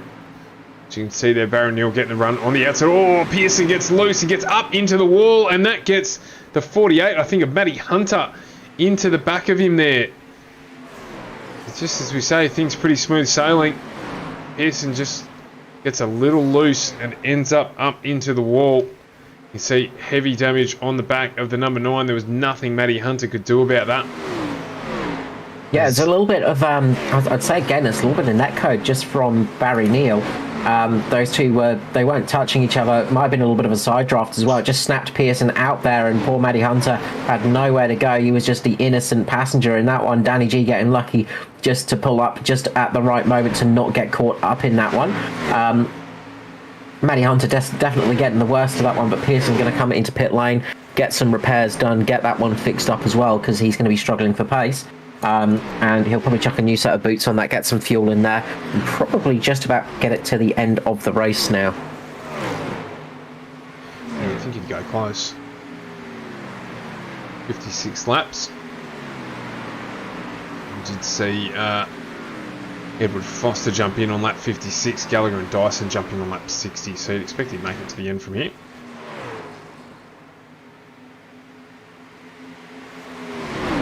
But Gallagher now battling through a little bit of the traffic. Yeah, this is where you can lose a lot of time or gain time as well. So obviously, if you get lucky with the traffic, it can work out very well in your favour. Of course, the traffic doesn't have to get out your way. They've got different strategies. They're running different races as well. So no blue flags in oval racing. So it's, you've got to race them like you race every other car on the track. There's no favouritism. Sometimes you might come up behind somebody else's teammate and they might be a little bit less easy to pass, say, but then other people will be very kind to you and just let you slide straight through.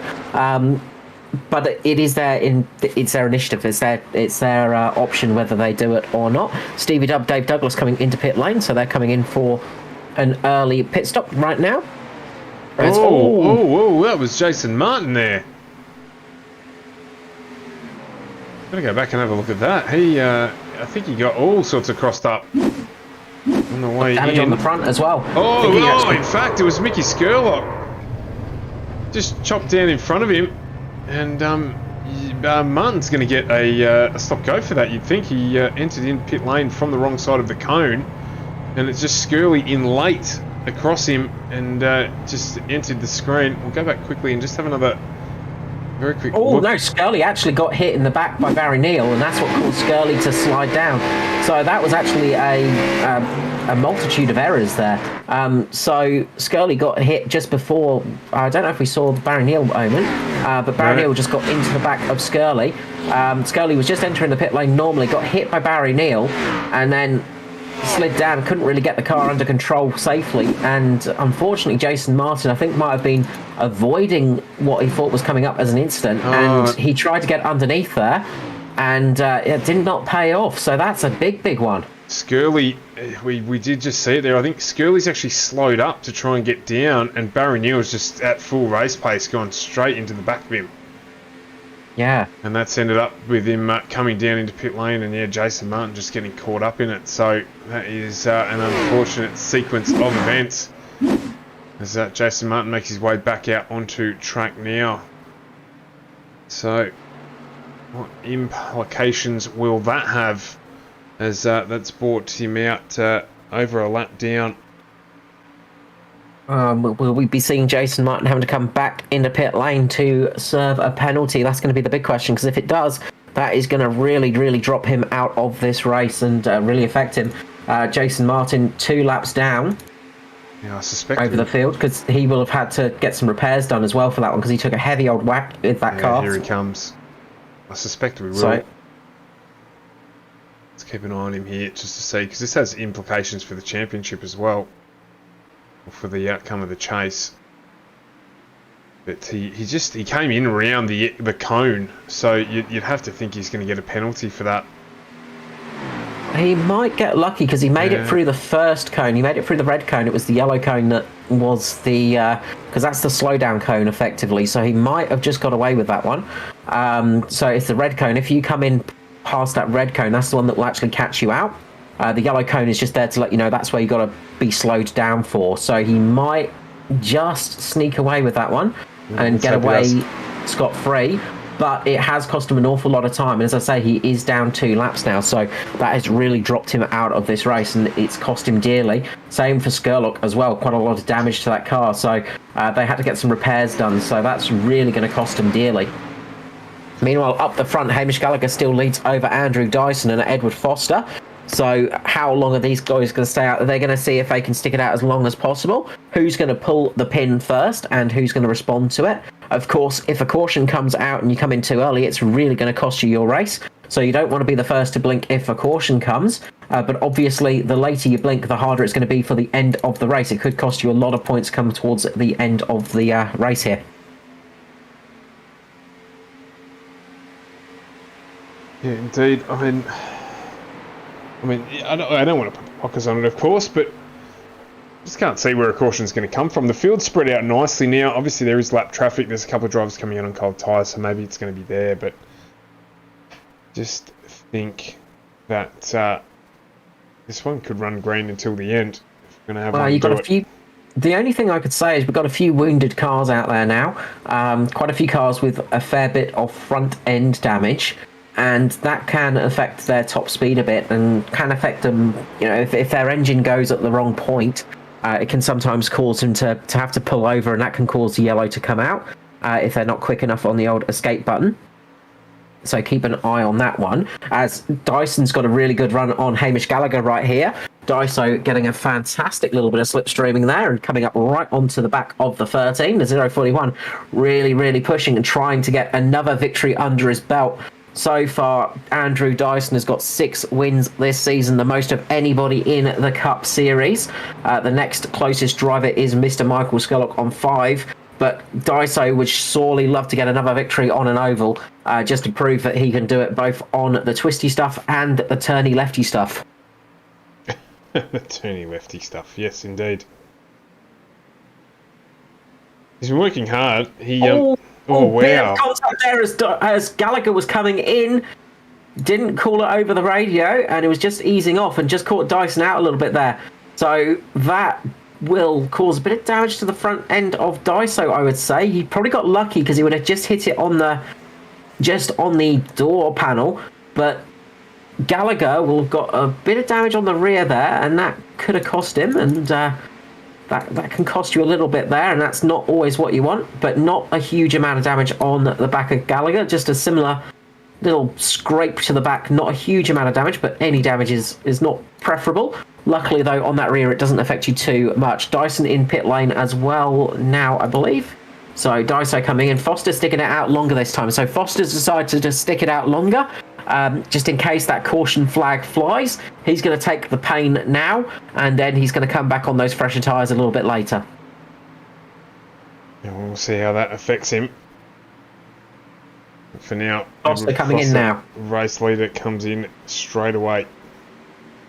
So this is going to help out Maddie Ray, who's going to take the lead. Raymond Yeager, sorry. Too many Rays there. Just catches me out. Raymond Yeager is going to take the lead of this race, and we'll get a bonus point for leading. Good to see Raymond Yeager back in the series. Long time stall and had a bit of a break from ANZCAR, but nice to see him back and back in the lead of a race for Mr. Yeager, hunting down a good finish tonight. Yeah, absolutely. Such a strong series as well. Competition is always high. Let's see if a driver like Lachlan Urquhart can miss out.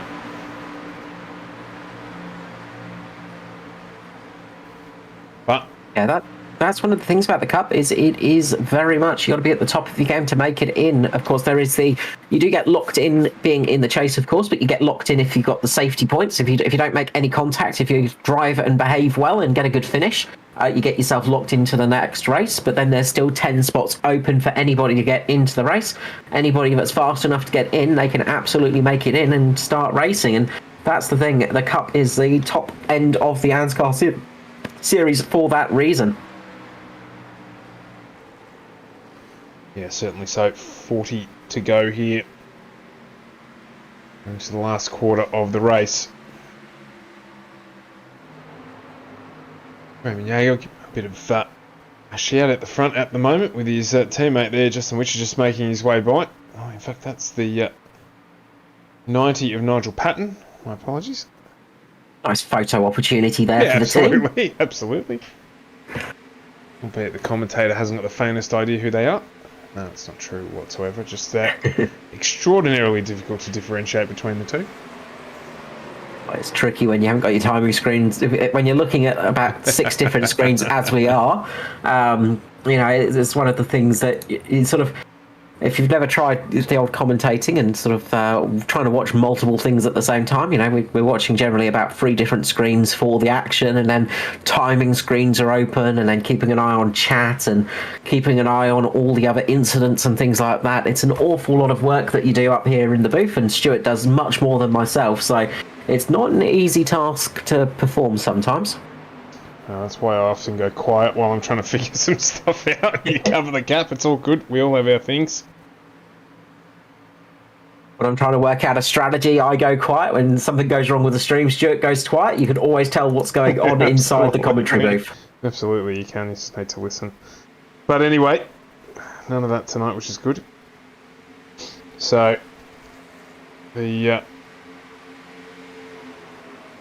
Raymond Yeager, how many more laps can he possibly run? He's on lap 68. He Gonna be coming in dropped now. in, so yeah, I was going to say he's got to be in now or So- close. Philip Worley's going to run for a little bit longer. He pit on 77. Actually, maybe not. Where am I on my counter?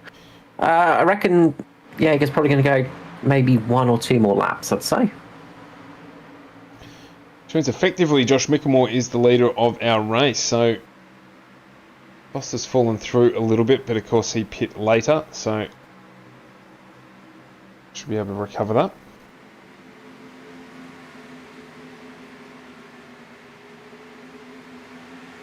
But Yeah, so Foster's hoping that those fresh tyres will help him recover those positions now. He's trying the same strategy that Gallagher and Daiso used, and Foster is catching up to his teammate JCW very, very shortly. Foster taking that pain early on. He's got a lot of lapped cars to make his way through, and that's the thing that can affect this kind of strategy. So that's the problem with this kind of strategy, is it pays off well if you get a nice clean bit of road, but if you end up behind a lot of lapped cars, you can really get yourself caught out. And at the moment, Foster has got a lot of lapped cars between himself and his teammate of JCW, which is the next car he's got to pass. So Foster's going to have to do this on track. So it's going to be all hard work at the moment. So he's going to be working hard to make his way through. And he's got Danny G just lurking behind him at the moment as well. So keep an eye on the orange-flavoured Mitch Motorsport car, because that thing will be trying its best. Meanwhile, up the front, Hamish Gallagher is just about to get past Josh Mickelmore. Hamish Gallagher effectively getting through there, and he's going to be trying to chase down the orange-flavoured DPR car of Andrew Dyson. So Dyso in the effective lead of the race. So the very, very pretty DPR car doing a good job up front, and Dyso has been doing a fantastic job here at Texas. Really, really strong once again, and as I said, you know, Dyson, he's done really well this season getting those victories on the road circuits. Just the one win on an oval in the Cup Series, so he's going to really want to get another win on an oval, and he's shown that he's got the speed and he's got the ability to do it here tonight.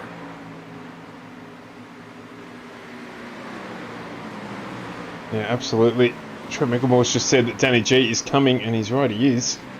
I'm just going to jump on board here for a little bit and have a look.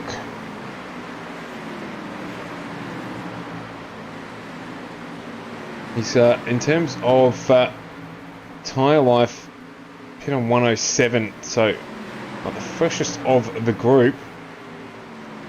But as always, the silent assassin Danny G has progressed well throughout the evening. Say that he's down 3 spots, but he has just been silently or slowly making his way back up through the field. He's got JCW and Edward Foster in front of him. Damaged Matty Hunter there just down on the inside. So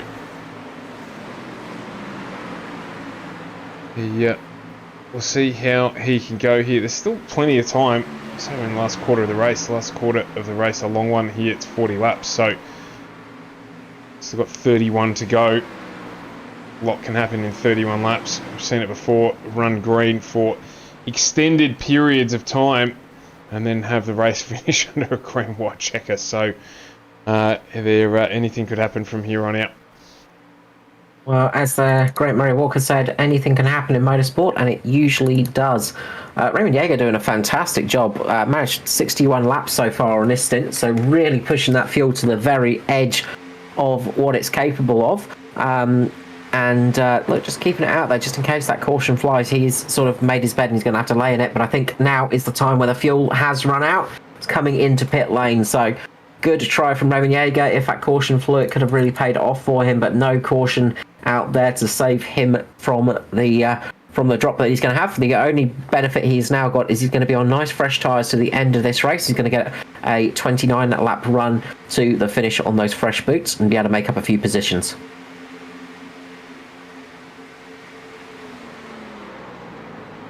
Jump up the front here and have a look at Dyson, because the gap to Hamish Gallagher is closing. Dyson last week said probably going to be the last time we'd see him in the booth. Not so sure about that based on his performance tonight. Oh, well, you know, that's the thing. He's forever a bit of a pessimist sometimes. He is indeed. He's a much better driver than I think he lets on sometimes. He has, but Daniel Hedersheed at the moment, he's trying to get his lap back at the moment. He's currently sitting down in P9. He's sitting right on the tail of these two. He's on much fresher tyres, though, remember. So Hedersheed on those nice fresh tyres, about 5-6 laps younger. So he should be able to get past them here and get his lap back. And then he's going to start trying to chase down somebody like Matty Ray and Luke Trahere, see what he can do to get the finish of this race. And again, one of those drivers that's got a lot of experience on the road circuits, Hedersheed, and making his way on the ovals. We saw him take out the victory on the short track in the debut. A really, really strong performance, and I think going to be one of those drivers to watch out for next season.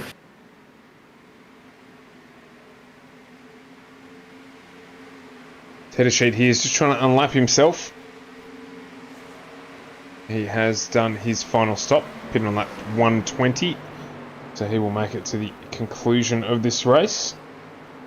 And importantly, if he gets this lap back, if a caution flies, then he is on the lead lap, which is important. Right now, he'd get the lucky dog, but he wants to be on that lead lap, so he's got the choice to sort of pit with the leaders and things like that. It gives you a little bit more flexibility, so he's going to be desperate to try and get past Daiso here, and also it gives him that chance to chase down a few other drivers as well in this race, so it's pretty important to get past here, to get back on that lead lap, and I think he's going to be able to do it now, just getting underneath Andrew Dyson right now, pushes Dyson a little bit wide, and that's going to give Hamish Gallagher possibly a little bit of a run here. Dyson is going to have to watch out for Gallagher now. He's going to have to be careful of Gallagher taking a big dive on the inside, which he does. Gallagher uses that to his advantage. He's going to sit on the back of Hedersheed, try and get a little bit of draft action there. It's Dyson and Gallagher side by side as they come across the quad oval section.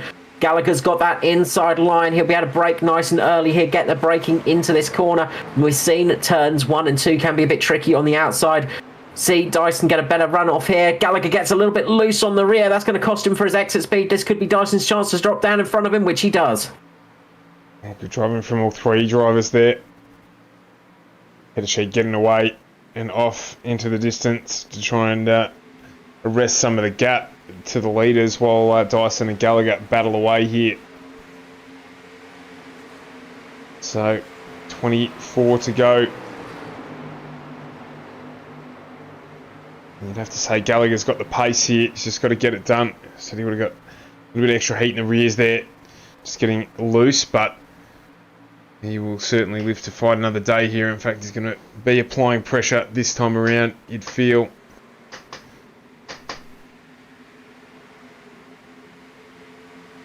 Yeah, going to be really pushing on, but the one to watch out for, I think, is going to be Foster, who's chasing them down. Foster's managed to get past Josh Micklemore. He's about just under 3.5 seconds off Gallagher and Dyson. He's going to be coming up on those nice fresh tyres, so he's going to be really trying his best to catch up to them. Yeah, you say nice and fresh. I mean, there's only a lap between them. 1:15 for Gallagher, 1:16 for Daiso, 1:17 for Foster. I guess the difference is the fact that Dyson and Gallagher are battling away, and Foster's managed to get around Josh Micklemore and perhaps not spend quite as much of the tyre.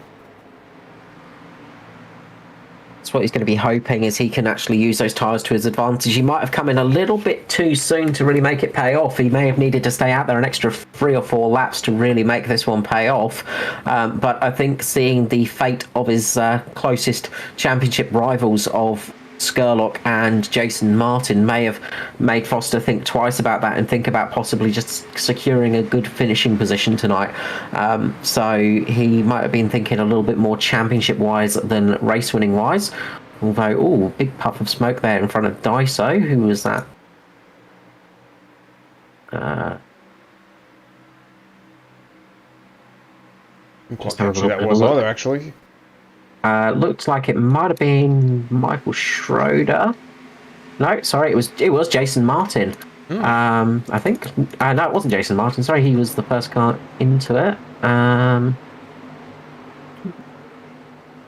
It was Dave Douglas. Dave Douglas losing the rear through turns 1 and 2, just manages to save it. But a big snap of oversteer, so that has a big moment. And Dave Douglas again just losing the rear again. It looks like those rears have just absolutely fallen off the cliff for Dave Douglas as he just about to... Oh, he just saves it, but he's going to go across the infield. Dave Douglas manages to save the car, but It's going to be sketchy getting back on the track right now. Dave Douglas just having to get through into pit lane. I think he's going to need to come down pit road to get some fresh boots on that car because he's really struggling out there at the moment. So second time tonight, he's gone for a big run down the on the grass there, just cutting some channels for whoever might take this one out. Interestingly enough, Carl, it's opened up at the front, so Gallagher now half a second off Andrew Dyson. So Dyson holding on to the back of Daniel Hedersheed. In fact, looking a little pacey. Yeah, look, Hedersheed's going to be doing Dyson a little bit of a favour because Hedersheed's on those on some tyres that are a bit fresher, and he'll have that pace, but it will give that little bit of draft action as well. So they're sort of racing it at the moment, and look, Hedersheed and Dyson, both racers, they very much want to race each other as well, and it might not be for position right now, but they are racing each other at the moment, side by side, as they're just coming up to Scotty Griffiths there. A man we've not really spoken about tonight, Scotty Griffiths. Relatively okay night, sitting down in 22nd at the moment. Bit of damage on the Synergy car. But again, a solid performance for Scotty Griffiths, and just keeping his nose relatively out of trouble. Meanwhile, JCW has got a mirror full of a mixed motorsport car, and that's Danny G fighting his way up through the field at the moment, catching on to JCW and trying to push his way up through there. So that's going to be an interesting little battle. Meanwhile, up at the front, Daiso's made the move on Hedersheed, and that's given Hamish Gallagher another little bit of an opportunity. They're getting up to a lot of lapped cars right here, so this is going to slow down this pack a little bit and could give Foster the chance he needs to catch up to these guys. We've got 15 laps remaining. It's going to be an exciting finish, I feel. It's going to get very close towards the end of this race. Yeah, well, Foster's actually dropped off a little further off this pack, so it's now 4.5 seconds to the leader. But the difficulty is whether or not he's going to have to start fighting Josh Micklemore at some stage. The gap there now, it's just around that half a second mark too. So, as I say that, it blows out to just on a second. So, there's a question there around that, but certainly this battle at the front Foster is for the winner. Should have that one covered. He's on much fresher tyres, and I think it's got a bit better pace than Micklemore at the moment. I would say just depends on traffic management, I think. I'm just wondering if that little bit of damage to the back of Foster's car is causing a bit of an issue to the right side tyre. That might be just affecting him a tiny little bit. It certainly won't help. Well, being that we're not going to be back in Texas for a little while, we've got 13 laps remaining. I'm just going to ask one more question, just because I feel like it. Based in San Juancito, I'm going to pronounce that wrong, San Jacinto, the Texas is the oldest surviving example of what?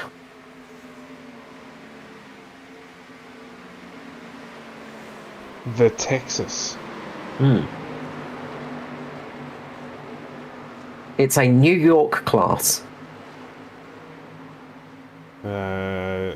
Either train or submarine or ship. Close. Warm. Getting warm. Tank. No. You were much warmer before. Submarine. No, getting cold as you go deeper and deeper away from the answer. Well, I've already said boat. Well, you did say that, and that was very, very warm, but it's not quite right. No idea. Bit bigger than a boat. Cruise liner. We'll go for a ship. I'll give you a ship. We'll give you that one. What? I don't know. Battle liner. I've got no idea, Carl.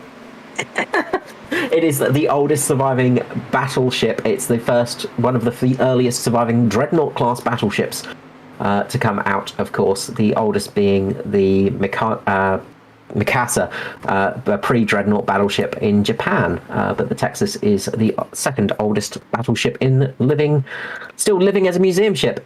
Just a little bit of random, interesting history there. Because and in what war were the dreadnoughts used, Carl?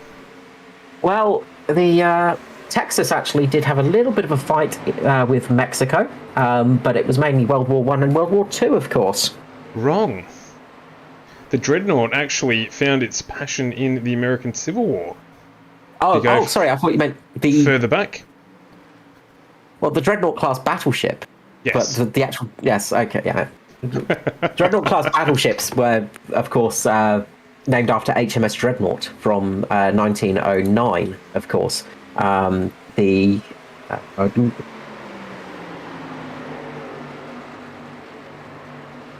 sorry. Anyway, we move back along. Yes. Carl brings us back into point here. It is very, very much interesting. We've got Nigel. We've got Martin down in 20th position and Edward Foster in P3. So big championship changes afoot. And as I said, Foster's got Josh Micklemore covered here. So looks like the battle is between Dyson and Gallagher, and it's just stabilised at the moment, just under half a second. We've got 8 to go.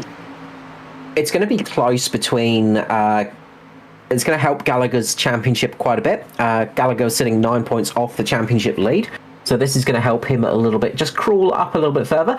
He would like to get that extra position, get ahead of Andrew Dyson, who's having a resurgent final sector of the chase here tonight.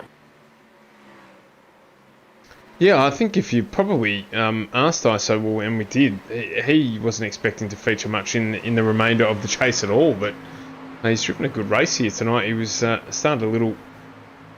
Had a really good start, I should say, sorry. He jumped 4 positions early, and he's just managed it really well. So, half a second up again, and he's looking very strong here to take out the win. Yeah, he's doing a really, really good job tonight. And again, it's just proof of the ability on the ovals once more. And as I said, Daiso is becoming an all-rounded individual. He's sort of the total package now, and he's really coming into his own, which is fantastic stuff. And of course, running in the DPR Simrigs.com Phoenix Smokers sponsored entry. Across a couple of the different series that we cover here on FGM Acast. So far tonight, looking the goods to take the win with 5 to go. So not long left now. Getting very much to the end of this one. Really good clean race from the drivers as well. We've seen some really close racing as well, which is what we love to see here in ANZCAR, and a lot of good moves throughout the field. It's spread out a little bit now. If you remember back at the start of the race, we had 14 cars covered by less than about 2 seconds. But it has spread out a little bit now, and things have got turned to slightly more normal. But Hamish Gallagher is still only a couple of tenths off of Andrew Dyson with 3 laps remaining. So Dyson has to be careful. He can't make a mistake here tonight. Foster's eased off a little bit, sitting 5 seconds off the lead. He's got a good gap over Josh Micklemore at the moment, who's got a decent gap over Danny G, who's being chased down by JCW. But there's a little bit too much of a gap unless Danny G makes a bit of a mistake, you got to say. Meanwhile, looking back a little bit further, Matty Ray is holding on to P9 at the moment, but he has got a pretty fast charging Daniel Heddersheed in pin 10, but I think the laps are not going to allow him to catch up. No, I mean, it's close. Luke Trahare's another one who's just snuck up. He's in P7 at the moment. So, and he's got a half a second gap over Raymond Jaeger just behind him. He won't catch JCW in P6. He's nearly 8 seconds up the road. Big shout out to Paul Jackson running in P11 with 19 positions gained. So a really strong evening there for Paul Jackson. Yeah, the biggest shuffler of the race. Double that of Matty Ray, who normally takes home that award. So a good clean run for PJ in the 2:31 entry. Yeah, Matty Ray deciding to qualify tonight, so we only gained 8 positions. Only 8 positions. Only 8 positions. But no, good run as well from him. So again, that's going to be good points as well. There's a good little battle going on towards the back end of the chase as well. Everybody wants to beat everybody else. That's always the way it is in motorsport. But the man that is going to do it tonight there's going to be Andrew Dyson coming around the final set of corners for the final time tonight. Win number 7 of this year's Cup season for Andrew Dyson, and he's got his second win on an oval. Fantastic job for him. Hamish Gallagher comes home in P2. Forever the bridesmaid, never the bride. So just missing out on that win again for Hamish Gallagher, but a very strong run. Edward Foster coming home in P3. Really strong, solid result for him. Would have probably wanted a couple of places higher after that starting grid, but a good night for championship points for him. Josh Micklemore finishing in 4th. Danny G in 5th. Nice, strong run. 6th place for JCW. Luke Trahair in 7th. 8th for Matty Ray. For Raymond Yeager. It's always the way when Raymond gets back. Raymond Yeager in P8. A fantastic job on return. We've not seen Yeager for a few rounds, and it's always nice to see him having a strong run. Matty Ray in P9 and P10 for Daniel Hedeshid. As Daiso begins the celebrations. And they'll be big. He'll be wrapped with this result. And look at the spread. DPR, Mitch, Natari as the top 3. And it is Mitch, Natari. So I don't think that Daiso can take it out, but he can certainly make a big shake on the top 3 if he continues this form for the last couple of rounds. Well, it's going to be tricky for him to take it out, of course. But I mean, as I say, it's 46 points between him and the top there. Stranger things have happened. If all of those boys have some really bad results, then he has got a mathematical chance. But it's going to be very, very close. It's not going to be an easy task. That bad start to the chase season for him really cost him dearly. Yeah, true that. It's interesting how it changes the course because DPR locked out the podium in the first round of the chase. So it's just been tough since then. But last 2 weeks, Daiso 2 in a row. That's it. I mean, look, we had the team lockout for the first 3 races of the chase, and then ever since then, it's been very hard to get more than one car in the top 3, which is what we love seeing. And again, we got that nice spread of different teams tonight. So really good job from all the drivers, and great job again. Just a shout out to everybody out there tonight. Just a single yellow, that is fantastic result. As I said, Texas can sometimes be the track where we get a few cautions, and tonight proved that wrong, and we got some really good racing out there. So great to see from everybody. Yeah, absolutely. We have a look here at the back of Daiso, who's still celebrating hard. We've got the drivers just waiting in the booth, so we'll bring them in shortly.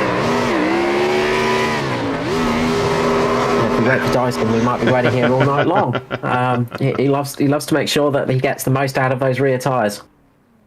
Absolutely. I thought it might give us a very quick chance to give a rundown of what we've got coming up next week on the stream on FGME Cast. Of course, we're back from Monday as our Carl, a year starts to wind down, and I can tell you we're both looking forward to it, not because the racing hasn't been good, but it is a long season. We've got Nashville coming up in the trucks next week with the 100-lap race there. Tuesday night we've got the Monza race in Ozpass being the first of the Enduros. And that is going to be a cracker with Pass 2 preceding that race. We are back here as well with we're back with Martinsville with the Thunder Series. I think I've got that wrong actually. No, I'm right. We're back with Martinsville with the Thunder Series, and we've got Martinsville, of course, here as well on the Kansas as well on the chase. So. That is a very, very badly introduced list of what's coming up next week on the channel. I'm really struggling here tonight. iRacing maintenance has made things a lot harder for us. If we didn't know, things got a little bit shuffled. No calendar update, and it is completely thrown me out every week this season. But anyway, it is what it is. We deal with what we can. Let's bring in the top 3 from the race tonight. Edward Foster, Hamish Gallagher, and Andrew Dyson's still out, just making sure that those tyres can't be used any further. But Carl, take it away with Edward Foster. Yeah, so Edward Foster, congratulations on the P3 there tonight. Things looks like they were going really well for you tonight, and you had a solid run out there. Just lost a little bit of pace towards the end, possibly. Yeah, it was solid enough. Was pretty surprised to come away with the pole, actually, although it was probably the best lap I've hooked up there, like pretty much all through practice or anything. So, yeah, was pretty happy with that, and was just leading away, and I was quite happy out the front. And then off that other restart, Pearson just managed to get underneath me, and of course that puts you offline, and you can either choose to fight up the top and burn off all your stuff, or just let guys through and slot in. But it's not quite as nice driving in traffic as it is out in the clean air. So it was okay. We were hanging on all right, and then I can barely even remember the way the race played out. So much happened, but. Yeah, staying out on that first caution, and then obviously making those 2 stops under green. And I thought I'd be a bit sneaky and try the undercut, and I was a little bit too sneaky for my own good, and Dyson clipped the back of me on my way in the pits. And yeah, that was entirely on me. I should have called it out, but I was just trying to catch him off guard a little bit. And I'm not really sure. I didn't really look at the lap times to see if the car lost any pace after that. But after coming out and seeing the way that Dyson and Gallagher were able to run me down, using the overcut, I thought, okay, excuse me, that the overcut is the way to go. So I was quite happy when those guys peeled in and, ran an extra lap and came in, got my stuff, came back out, worked my way up behind them and expected to start chipping away at the gap, and it just didn't happen. So, yeah, was rolling around in P3 there, and Micklemore behind had some pretty good pace as well. He dropped off a bit towards the end, but he was hanging with me for a while. So finishing in front of him became my main focus, and I could see that Dyson and Hamish were battling pretty hard up the front, and I was thinking, if those guys come together, maybe I'm in with a chance, but I certainly had no chance on pace to run them down.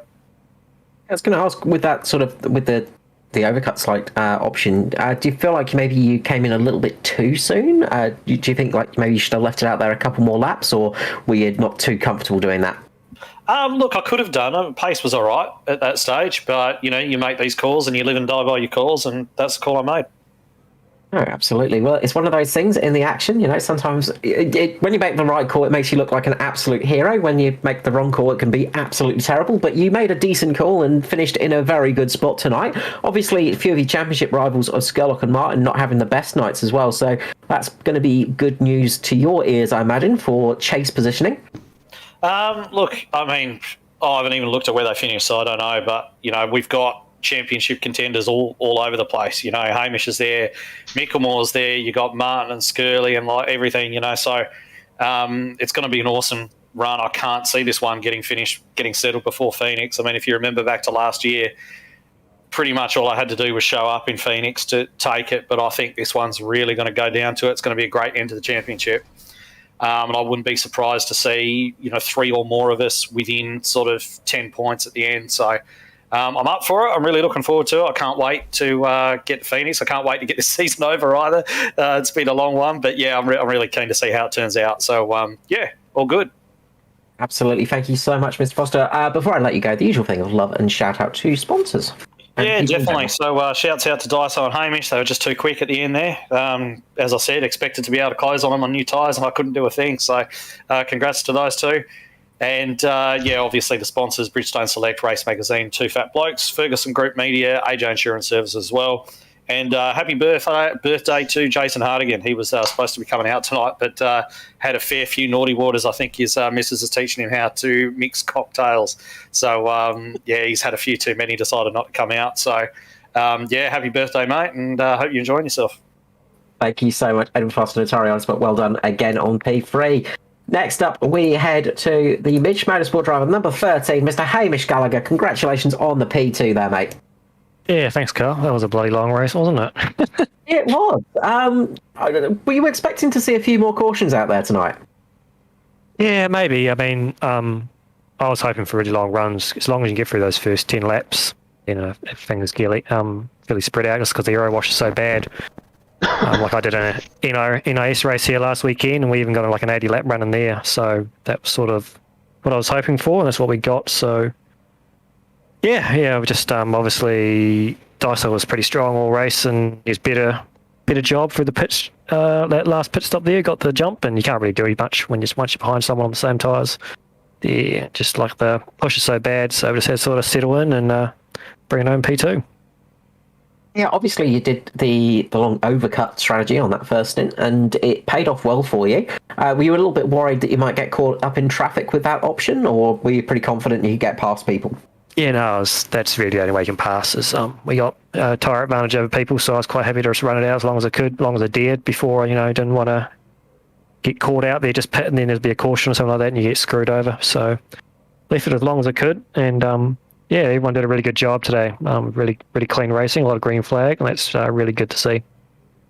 Yeah, and obviously we saw we saw sort of almost a mirror incident when you were coming into pit lane with Daiso, same as what happened to Foster, really just that tiny little clip on the back. Obviously not too much change in your pace from that one. No, I didn't have any damage. I did call it out, maybe didn't hear it, or he's probably just racing hard, going for the win. But yeah, no, it was no harm, no foul, so that was all good.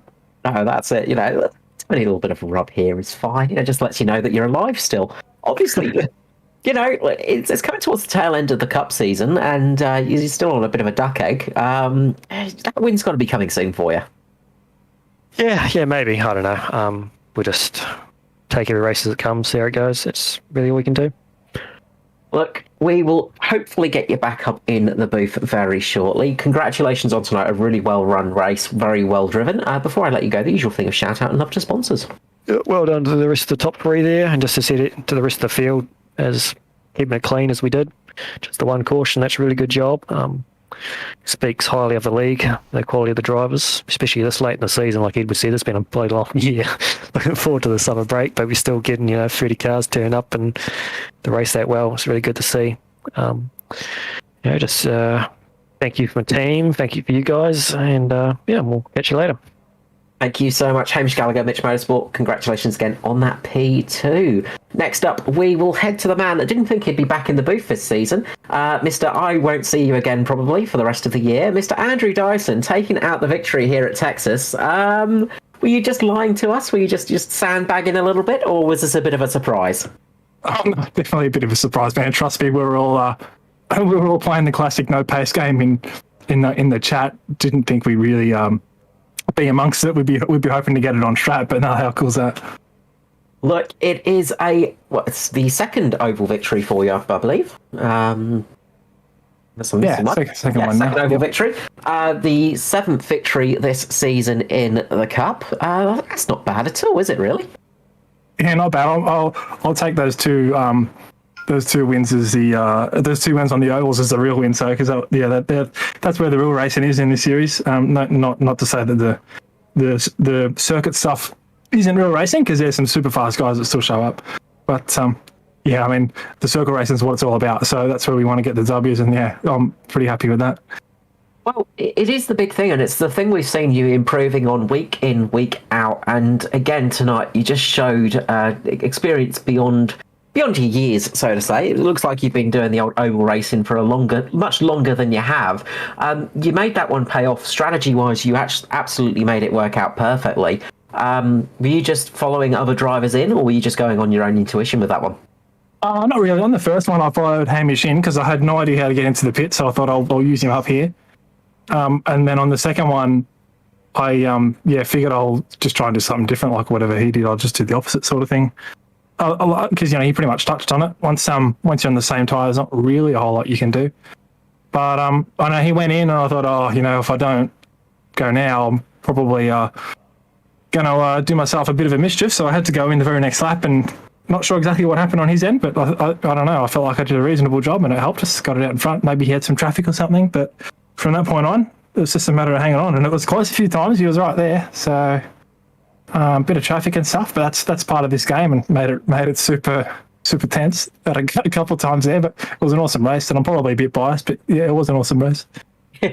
No, absolutely. You did a great job of battling your way through. We saw some great overtakes and things like that as well, and having to work your way through the traffic a little bit using the overcut strategy. It's not always the easiest way of doing it. Fresh tyres do help, of course, but as I said, touched on before, another victory on an oval. You're definitely showing the field that you are an all-rounder now, and it's definitely coming up good for you. You're in the chase, of course, this season, a little bit further down on points than some of the other drivers, but this has got to be a good feeling for coming to the end of the year. You've got to be confident that you might get a good result out of it in the end.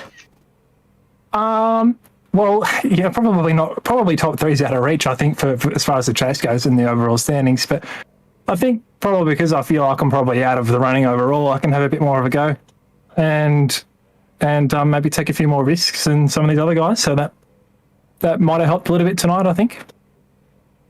Yeah, look, and it makes it a little bit more scary for the rest of the drivers next year, seeing the pace you're getting and the confidence brewing. So, look, watch out for next season for Mr. Andrew Dyson. That's the big thing. But another victory for yourself. And as I said, most victories so far of anybody in the championship, which is a fantastic thing to have next to your name. So well done for that. Before I let you go, though, the usual thing of shout out and love to sponsors and people in general. Well, once again, thanks to you guys for putting on the broadcast. Thanks to all the people that actually watch each week as well. We don't really mention those guys, but they get in there, they watch it, they comment on the stream, they do all those awesome things, and helps get it out there. So thanks so much to all those people who tune in. Thanks to ANZCAR for putting it on. Thanks to all the boys in the team. Full credit to the boys.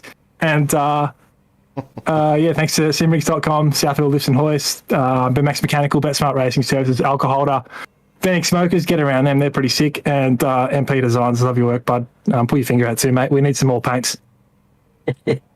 Thank you so much, Andrew Dyson, DPR. A second victory on the ovals, showing he can turn left as well as he can turn right. Congratulations, mate. Thanks, man. See you next week. Hopefully, we'll see how we go. That's it. We won't say we might not see you back in the booth again. I've got the feeling we might see you again before the year's out.